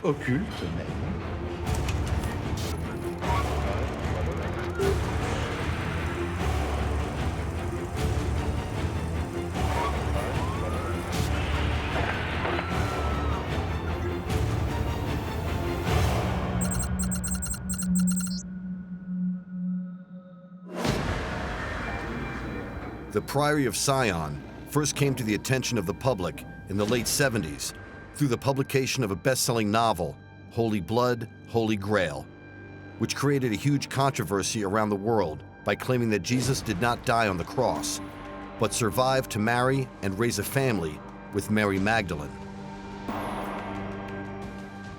The authors went on to claim that their descendants formed a holy bloodline which exists today, and which the Church in Rome still wants to stamp out. And if that wasn't enough, they also claim that a secret society, the Priory of Sion, is sworn to protect the bloodline and its secrets. But what's the truth behind these incredible ideas? Is it all just a clever hoax? And if so, who's behind it and why? In 1982, Michael Bajan, Richard Lee, and Henry Lincoln wrote a book called Holy Blood, Holy Grail. And they based their research on an earlier French book that had been published that talked about an organization called the Priory of Zion. And in the book, it talks about how Mary Magdalene had fled the Holy Land and had a child by Jesus.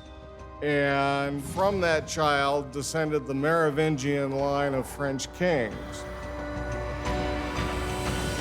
One of the purposes of the Priory of Sion, one of the reasons it exists, is to protect secrets. There's information, religious, spiritual information, that can only be let out at certain times in history because society has to be ready for it. So it would be deemed heretical or explosive or shocking.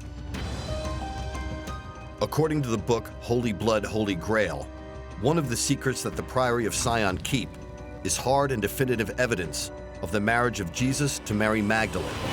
Evidence that would threaten accepted religious dogma and undermine over 1,000 years of Christian belief. It's possible there's truth to the story that Mary Magdalene was pregnant with Christ's child. There's some question about Christ being married, and it was not mentioned in the Bible because it was unusual for a Jewish man in his 30s in those days to not be married. Mary Magdalene was present at the foot of the cross. She was there with the apostles. She was the first one that Christ revealed himself to when he rose from the dead.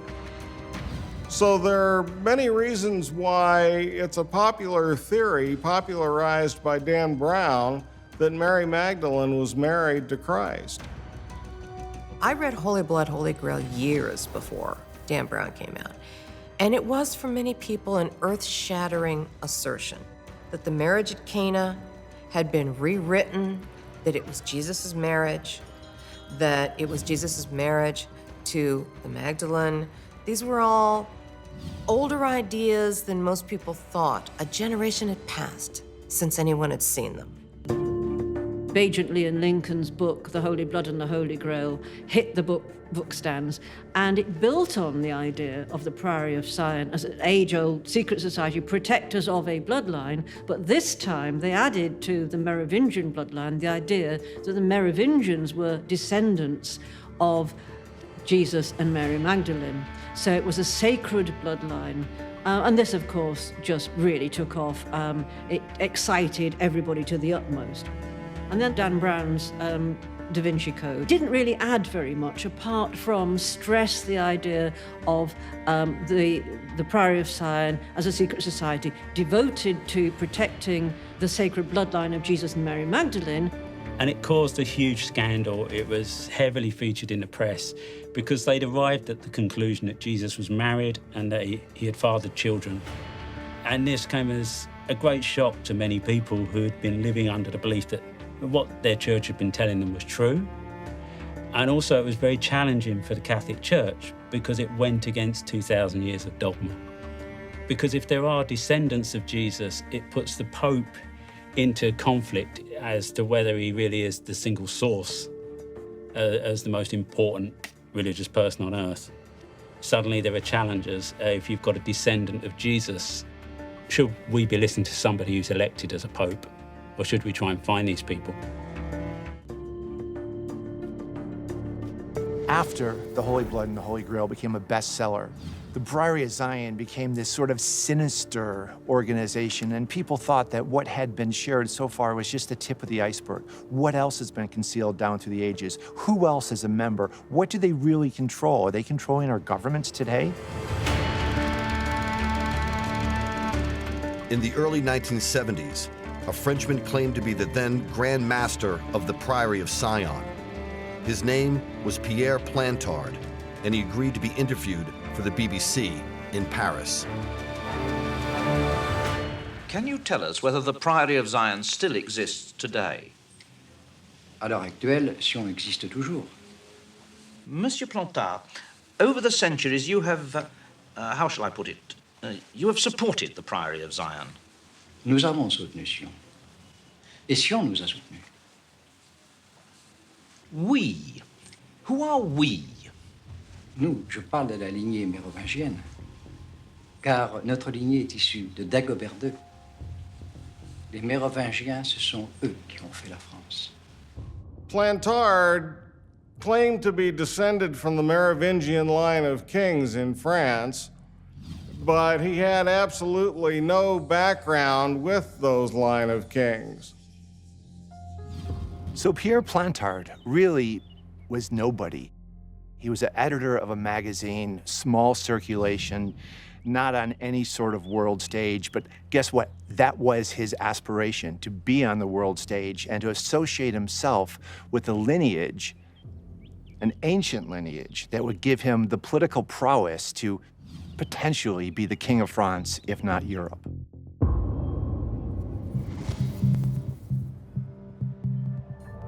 Historian and author Andrew Goff has spent much of his adult life investigating the Priory of Sion and recently tracked down the location where the Plantard interview was filmed.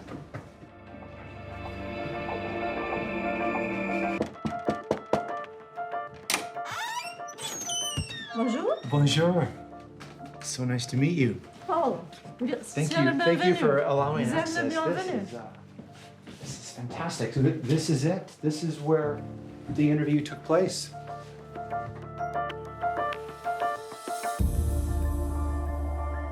So Plantard only ever gave one interview, and it was here.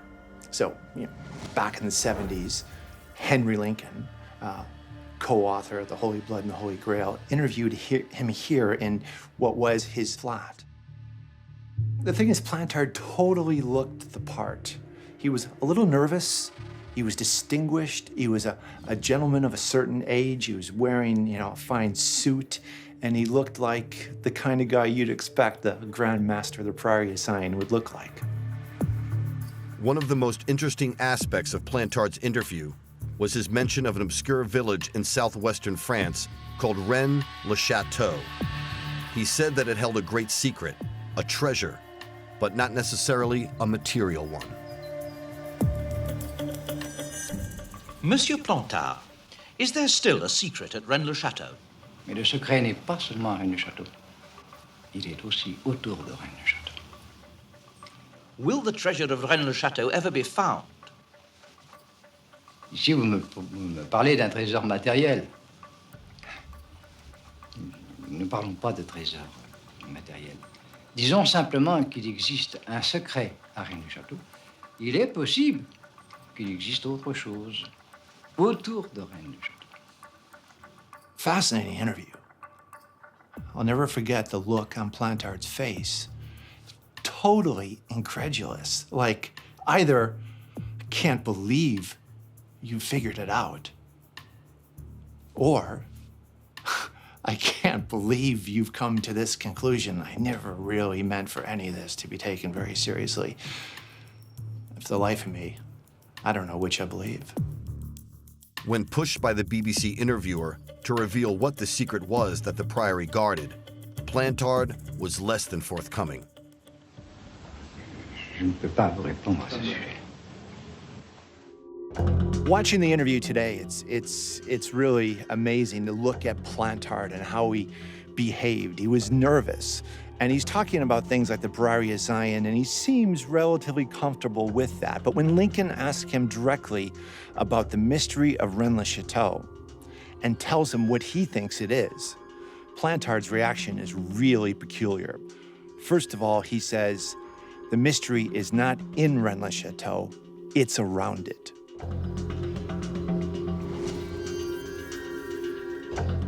The small southern French village of Rennes-le-Château has been at the heart of the Priory of Sion mystery for over 40 years.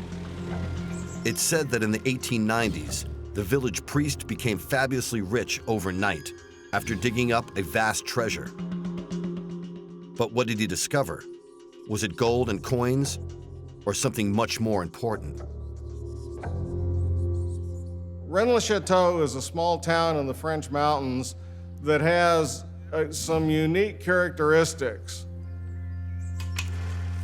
A father named Sunier was in charge of a church there. Suddenly, in the 1800s, he started making lots of improvements to the church.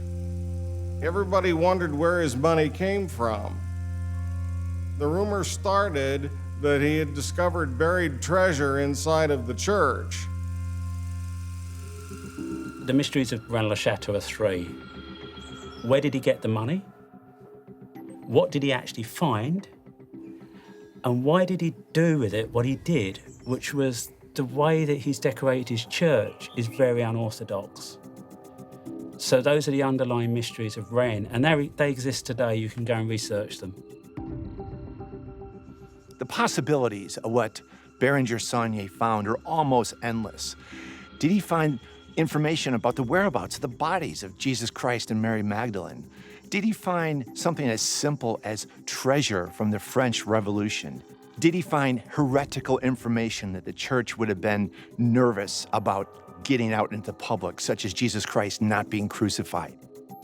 The possibilities are really quite daunting. Priory of Sion are clear that there is, or there were, very important items at Rennes-le-Château. They certainly allude to there being a body. And the question is, whose body? Because is it the body of Mary Magdalene? Is it the body of Jesus? The Priory of Sion is said to be a shadowy and powerful clandestine society, which guards earth-shattering secrets about the origins of Christianity, including, it said, proof that Jesus did not die on the cross and that he married Mary Magdalene and had a family. The village of Rennes-le-Château in southwest France has long been a place of mystery connected to these incredible claims. According to the legend, the village priest at the end of the 19th century, Banijay Documentaries, was involved in a huge conspiracy. It's claimed that he found a great treasure here and became fabulously wealthy.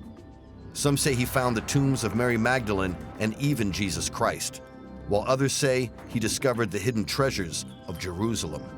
There are even those who claim that he was handsomely paid off by the Vatican to cover up and maybe hand over whatever he discovered. Rennes-le-Château is an interesting little town in the south of France in the mountains that has some interesting characteristics. A local priest named Bérenger Saunier was in charge of the local parish.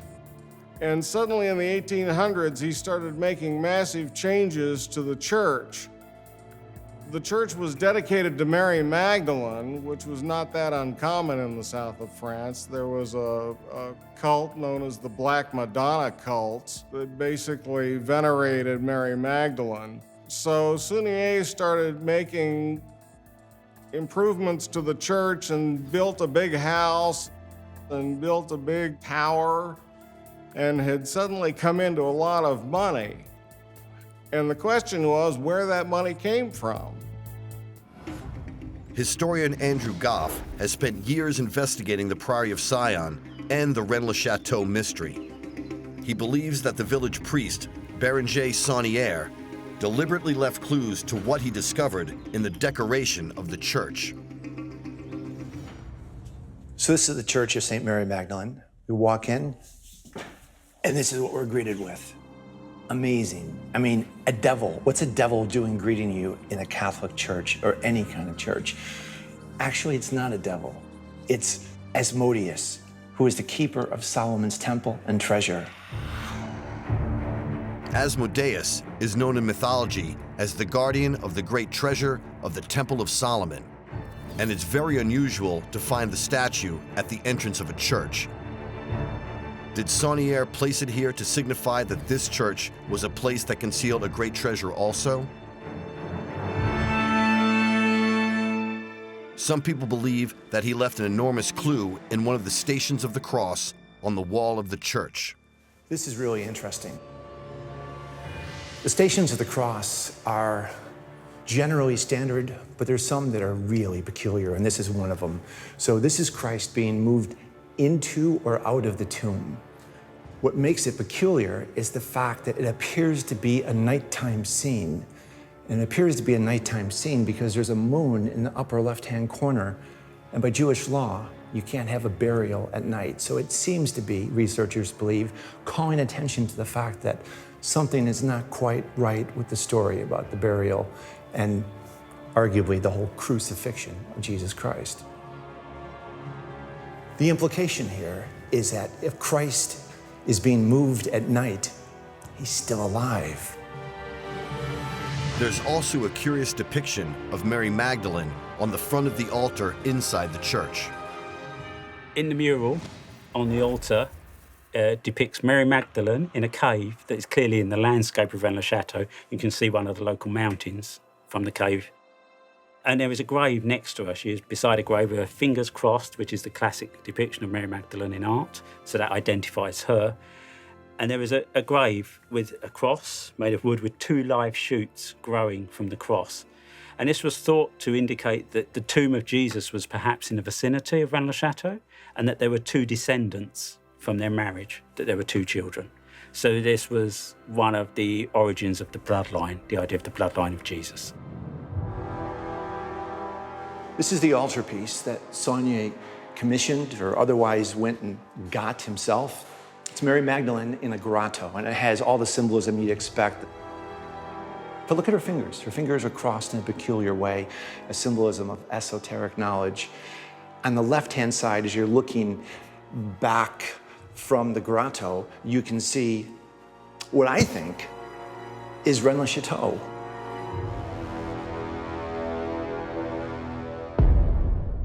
Curiously, Saunier built a tower in his garden dedicated to Mary Magdalene. On its staircase inside is a small observation window which looks out across the valley to a burial site in some local cliffs, to what many believe locally was the burial place of Mary Magdalene after she came to France. The theory went that Mary Magdalene had left the Holy Land while she was pregnant with Joseph of Arimathea and settled in southern France. As a result, this cult grew up in the south of France with this fascination with the Mary Magdalene story. The fantastic thing about the mystery of Rennes-le-Château is there are so many theories. did Saunier find gold from the Visigoths, who had sacked Rome after they sacked Jerusalem, and all the Temple of Solomon treasure is purportedly in this area and was looked after by the Cathars, who were also resident all around Rennes-le-Château. Or had he found or been told where he could find the body of Jesus Christ and Mary Magdalene? Did he find proof that Jesus Christ was not crucified, that he was swapped with religious zealots? There's a number of possible treasures at Rennes-le-Château, or that were put there for a time and then moved. The treasure is either the body of Jesus, possibly the body of Mary, or their children, so some kind of family tomb relating to Jesus. Or that it's documents, that it's evidence, that it's gospels, that give evidence that the actual historic events were different to what we've got in the Bible. To me, that's more interesting and more important. I'd be more, bodies are bodies, but actual documentation from the time is a far more interesting idea. The Priory of Sion has become one of the most infamous secret societies in the world, thanks in no small part to their critical role in Dan Brown's Da Vinci Code. They claim to protect solid evidence that can prove that Jesus did not die on the cross, and in fact went on to marry Mary Magdalene, have children, and maybe even escape to southern France. But how real is this proof, and the society itself? Gino Sandri is a French artist and academic who also claims to be a member of the Priory of Sion. For many years, he worked as the right-hand man to Pierre Plantard, the former Grand Master of the Order. Today, he lives in Paris, where he agreed to be interviewed.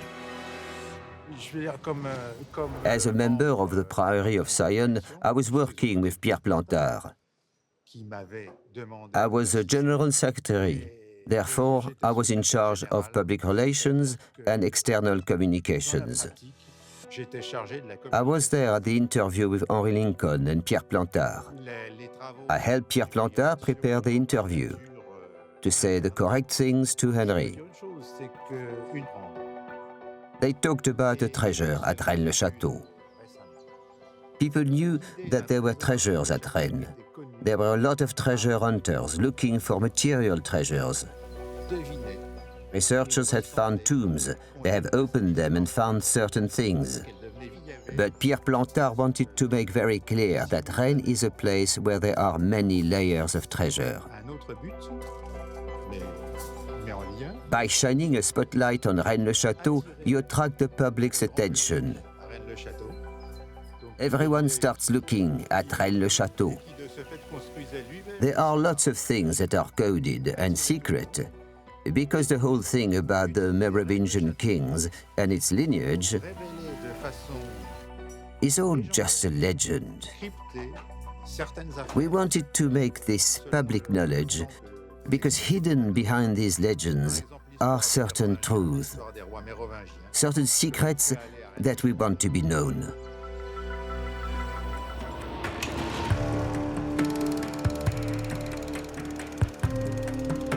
One of the great mysteries of the Priory of Sion are the so-called secret dossiers that appeared at the National Library in Paris in 1964.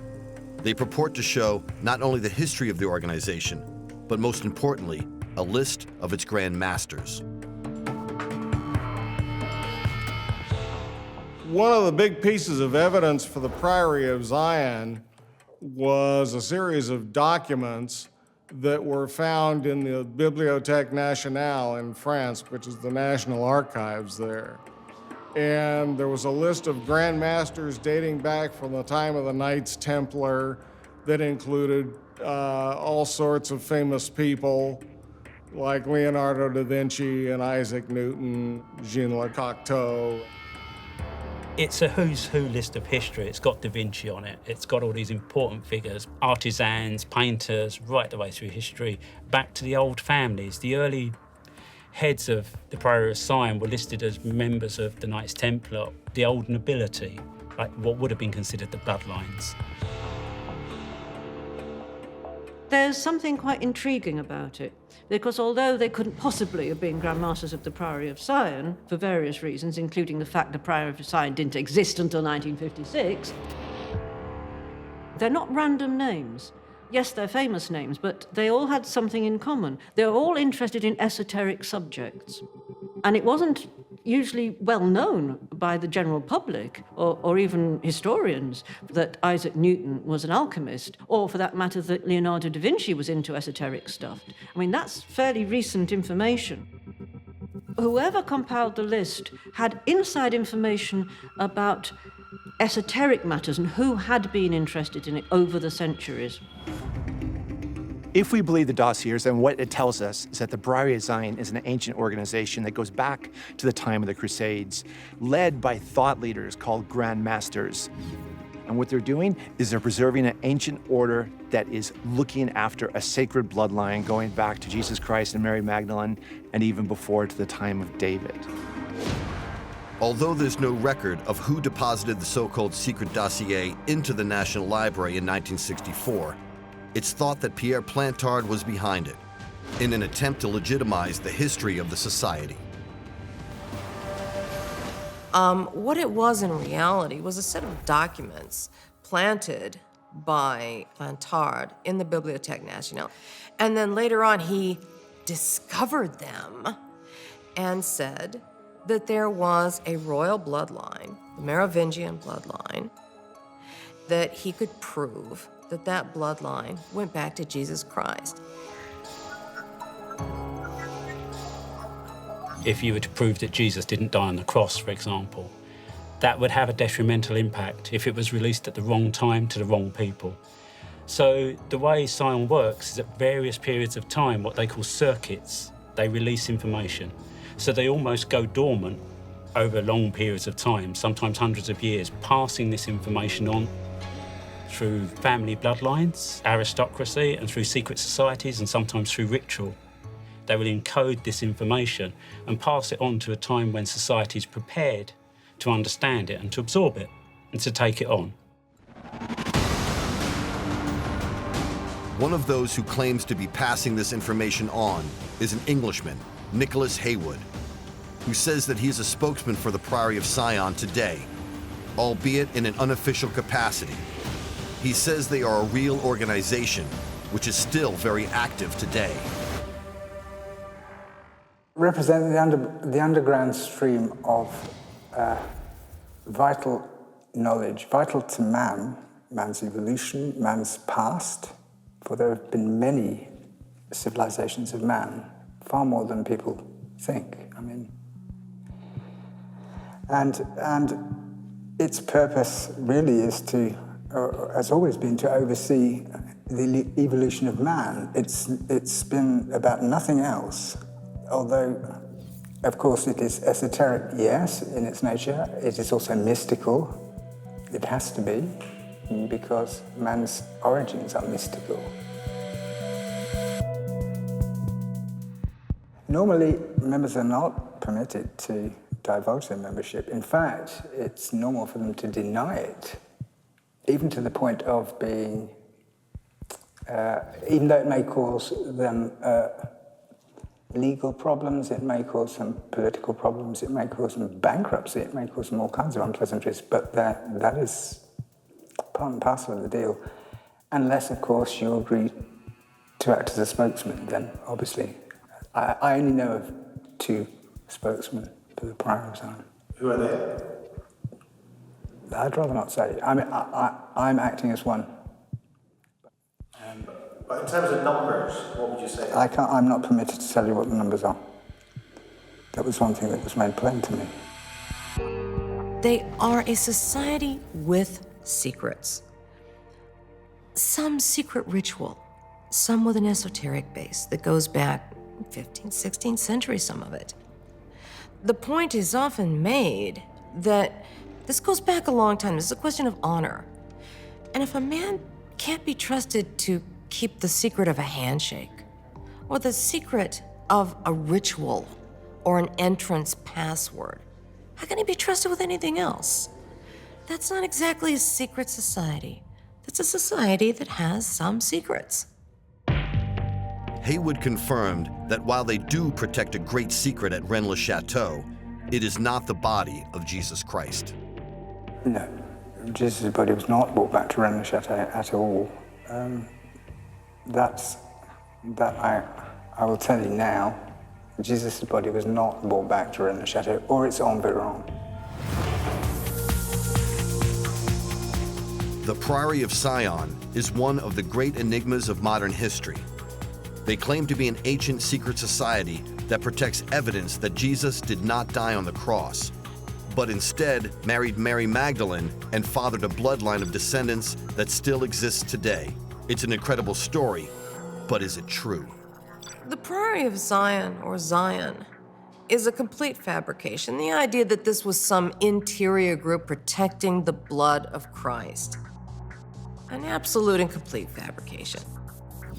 I believe that there have been secret societies, and still are, that preserve information that, against current dogma of religion and politics, is kept quiet. Maybe they preserve artifacts. Fine, yeah, that's to be expected. I don't believe the Priory of Zion is one of those. I believe it was founded in 1956 by Pierre Plantard and his mates. When the book Holy Blood, Holy Grail was released, it claimed that the priest of the village of Rennes-le-Château, Banijay Documentaries, discovered some coded parchments at the end of the 19th century during renovations of his church, which alluded to there being a great and sacred treasure buried there.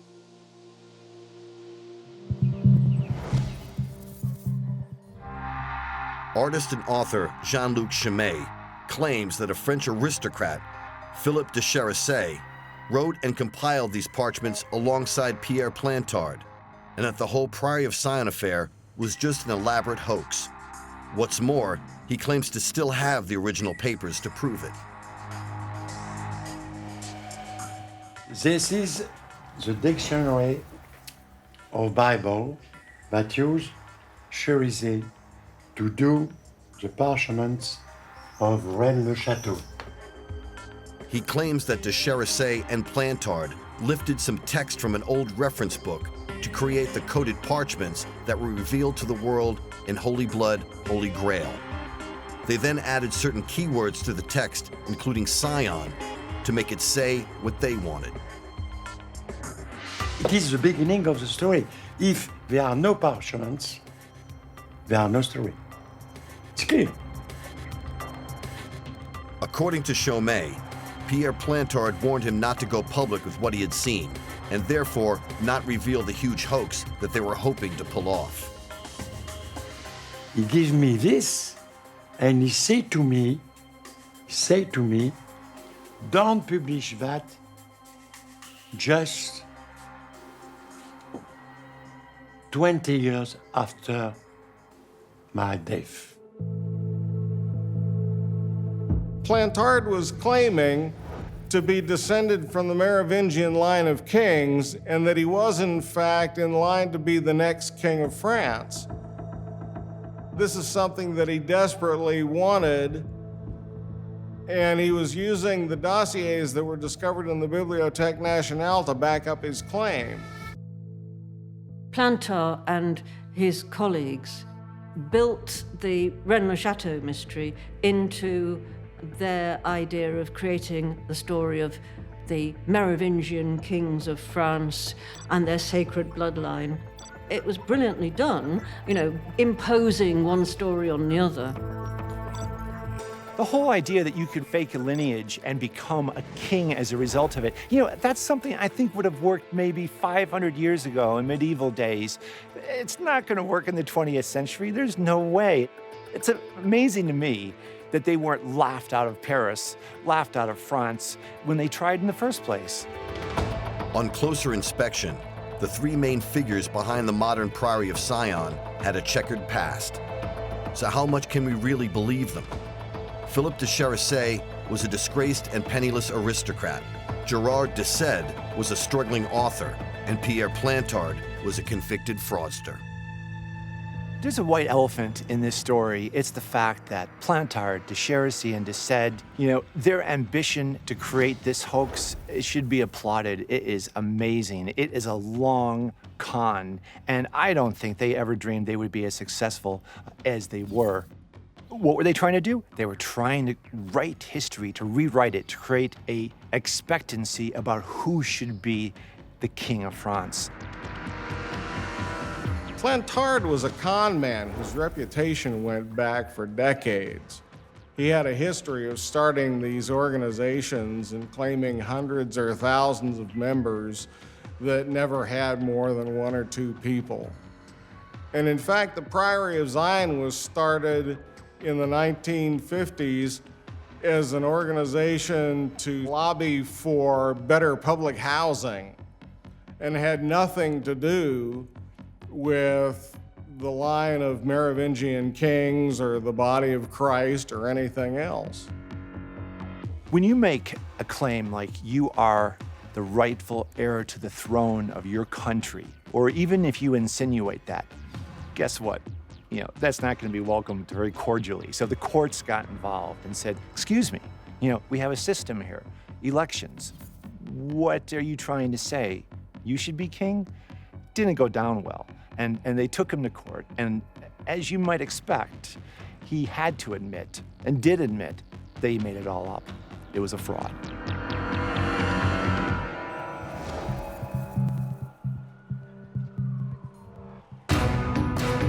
If it was a huge hoax, there are still elements of the puzzle that don't quite add up. In 1963, French artist and former Grand Master of the Priory of Sion, Jean Cocteau, painted a mysterious mural in a church in London's West End. In it seems to be real clues, which support the Priory's claims that Jesus didn't die on the cross. Author and historian Lynn Pinknett agrees. This is not the straightforward biblical story, quite clearly. For a start, you assume that it's Jesus who's being crucified, but actually there's no proof because all you see is the man who is being crucified basically from the knees down. Allegedly, the Priory of Sion believed that Jesus did not die on the cross and that there was a surrogate killed in his place. In Cocteau's work, we find many motifs of death and resurrection. He painted a mural in the French church in London, which shows a scene of the crucifixion, whilst also displaying one character that appears to be Jesus, not being crucified at the foot of the cross. You can only see the feet. It also originally had a mural at the front with an M made up of Mary Magdalene and Mary and linking them, but that's been hidden, that's been covered over now. The hiding of codes and symbols in art has happened throughout history. I think a lot of painters were given information through history. They were seen as a means to revealing information. The good thing about painters is they work symbolically and their works tend to be protected. Art is never destroyed. So it's a way of encoding things, of carving things into stone for future generations. You can put your symbolism into paintings. So it's common for art to be used to hide information and to protect information. And over here, you see this extraordinary person looking very remorseful and upset, but with a beard and a fisheye. Now, there are other people in this painting with fish eyes, but this is the most marked one. And fish was the earliest symbol of Christianity. Now, could we be actually seeing here Jesus himself watching somebody else being crucified in his place? If there is one message to this, it's that Jesus did not die on the cross, and therefore he's not humanity's redeemer. And therefore, there's nothing special about him. I mean, I don't believe the crucifixion was the fix is in, and we're going to pretend he's dead, make him fulfill the prophecies, and bring him back. I think that idea is upsetting and insulting to too many people. The Priory of Zion is not such an upsetting, insulting idea. It's just kooky. The Priory of Sion is one of history's great enigmas. But how real is it? Are they an ancient group as they claim, who are sworn to protect a great secret, the survival of Jesus Christ after the crucifixion, and his marriage to Mary Magdalene, or is it a clever modern hoax created by Pierre Plantard and his friends back in the 1960s? The Da Vinci Code novel and subsequent movie brought the awareness of the Priory of Sion and the so-called Bloodline theory to the attention of tens of millions of people around the world. There are even those who claim that the Priory was somehow behind the movie, using the opportunity to attack the false doctrine as they see it of the Vatican. Most historians say that there is simply no credible evidence for the existence of the Priory or their claims, and it lives on in the minds of conspiracy theorists. But there is a growing acceptance that the truth about Jesus and his life could well have been distorted and changed down through the centuries, and that we are moving towards a time when an altogether different and possibly more human figure might emerge as the leader of Christianity for a new millennium. The aim of the Priory of Sion is to further mankind. It is always to further mankind for its betterment. And that may mean breaking a lot of religious dogma, a lot of societal mindsets, a lot of nationalism, a lot of things like that that restrict people and hold them back. So there'll be various opportunities in history where if the right information is released, enough people will recognize it and will feel internally that it's closer to the truth than what they're being told.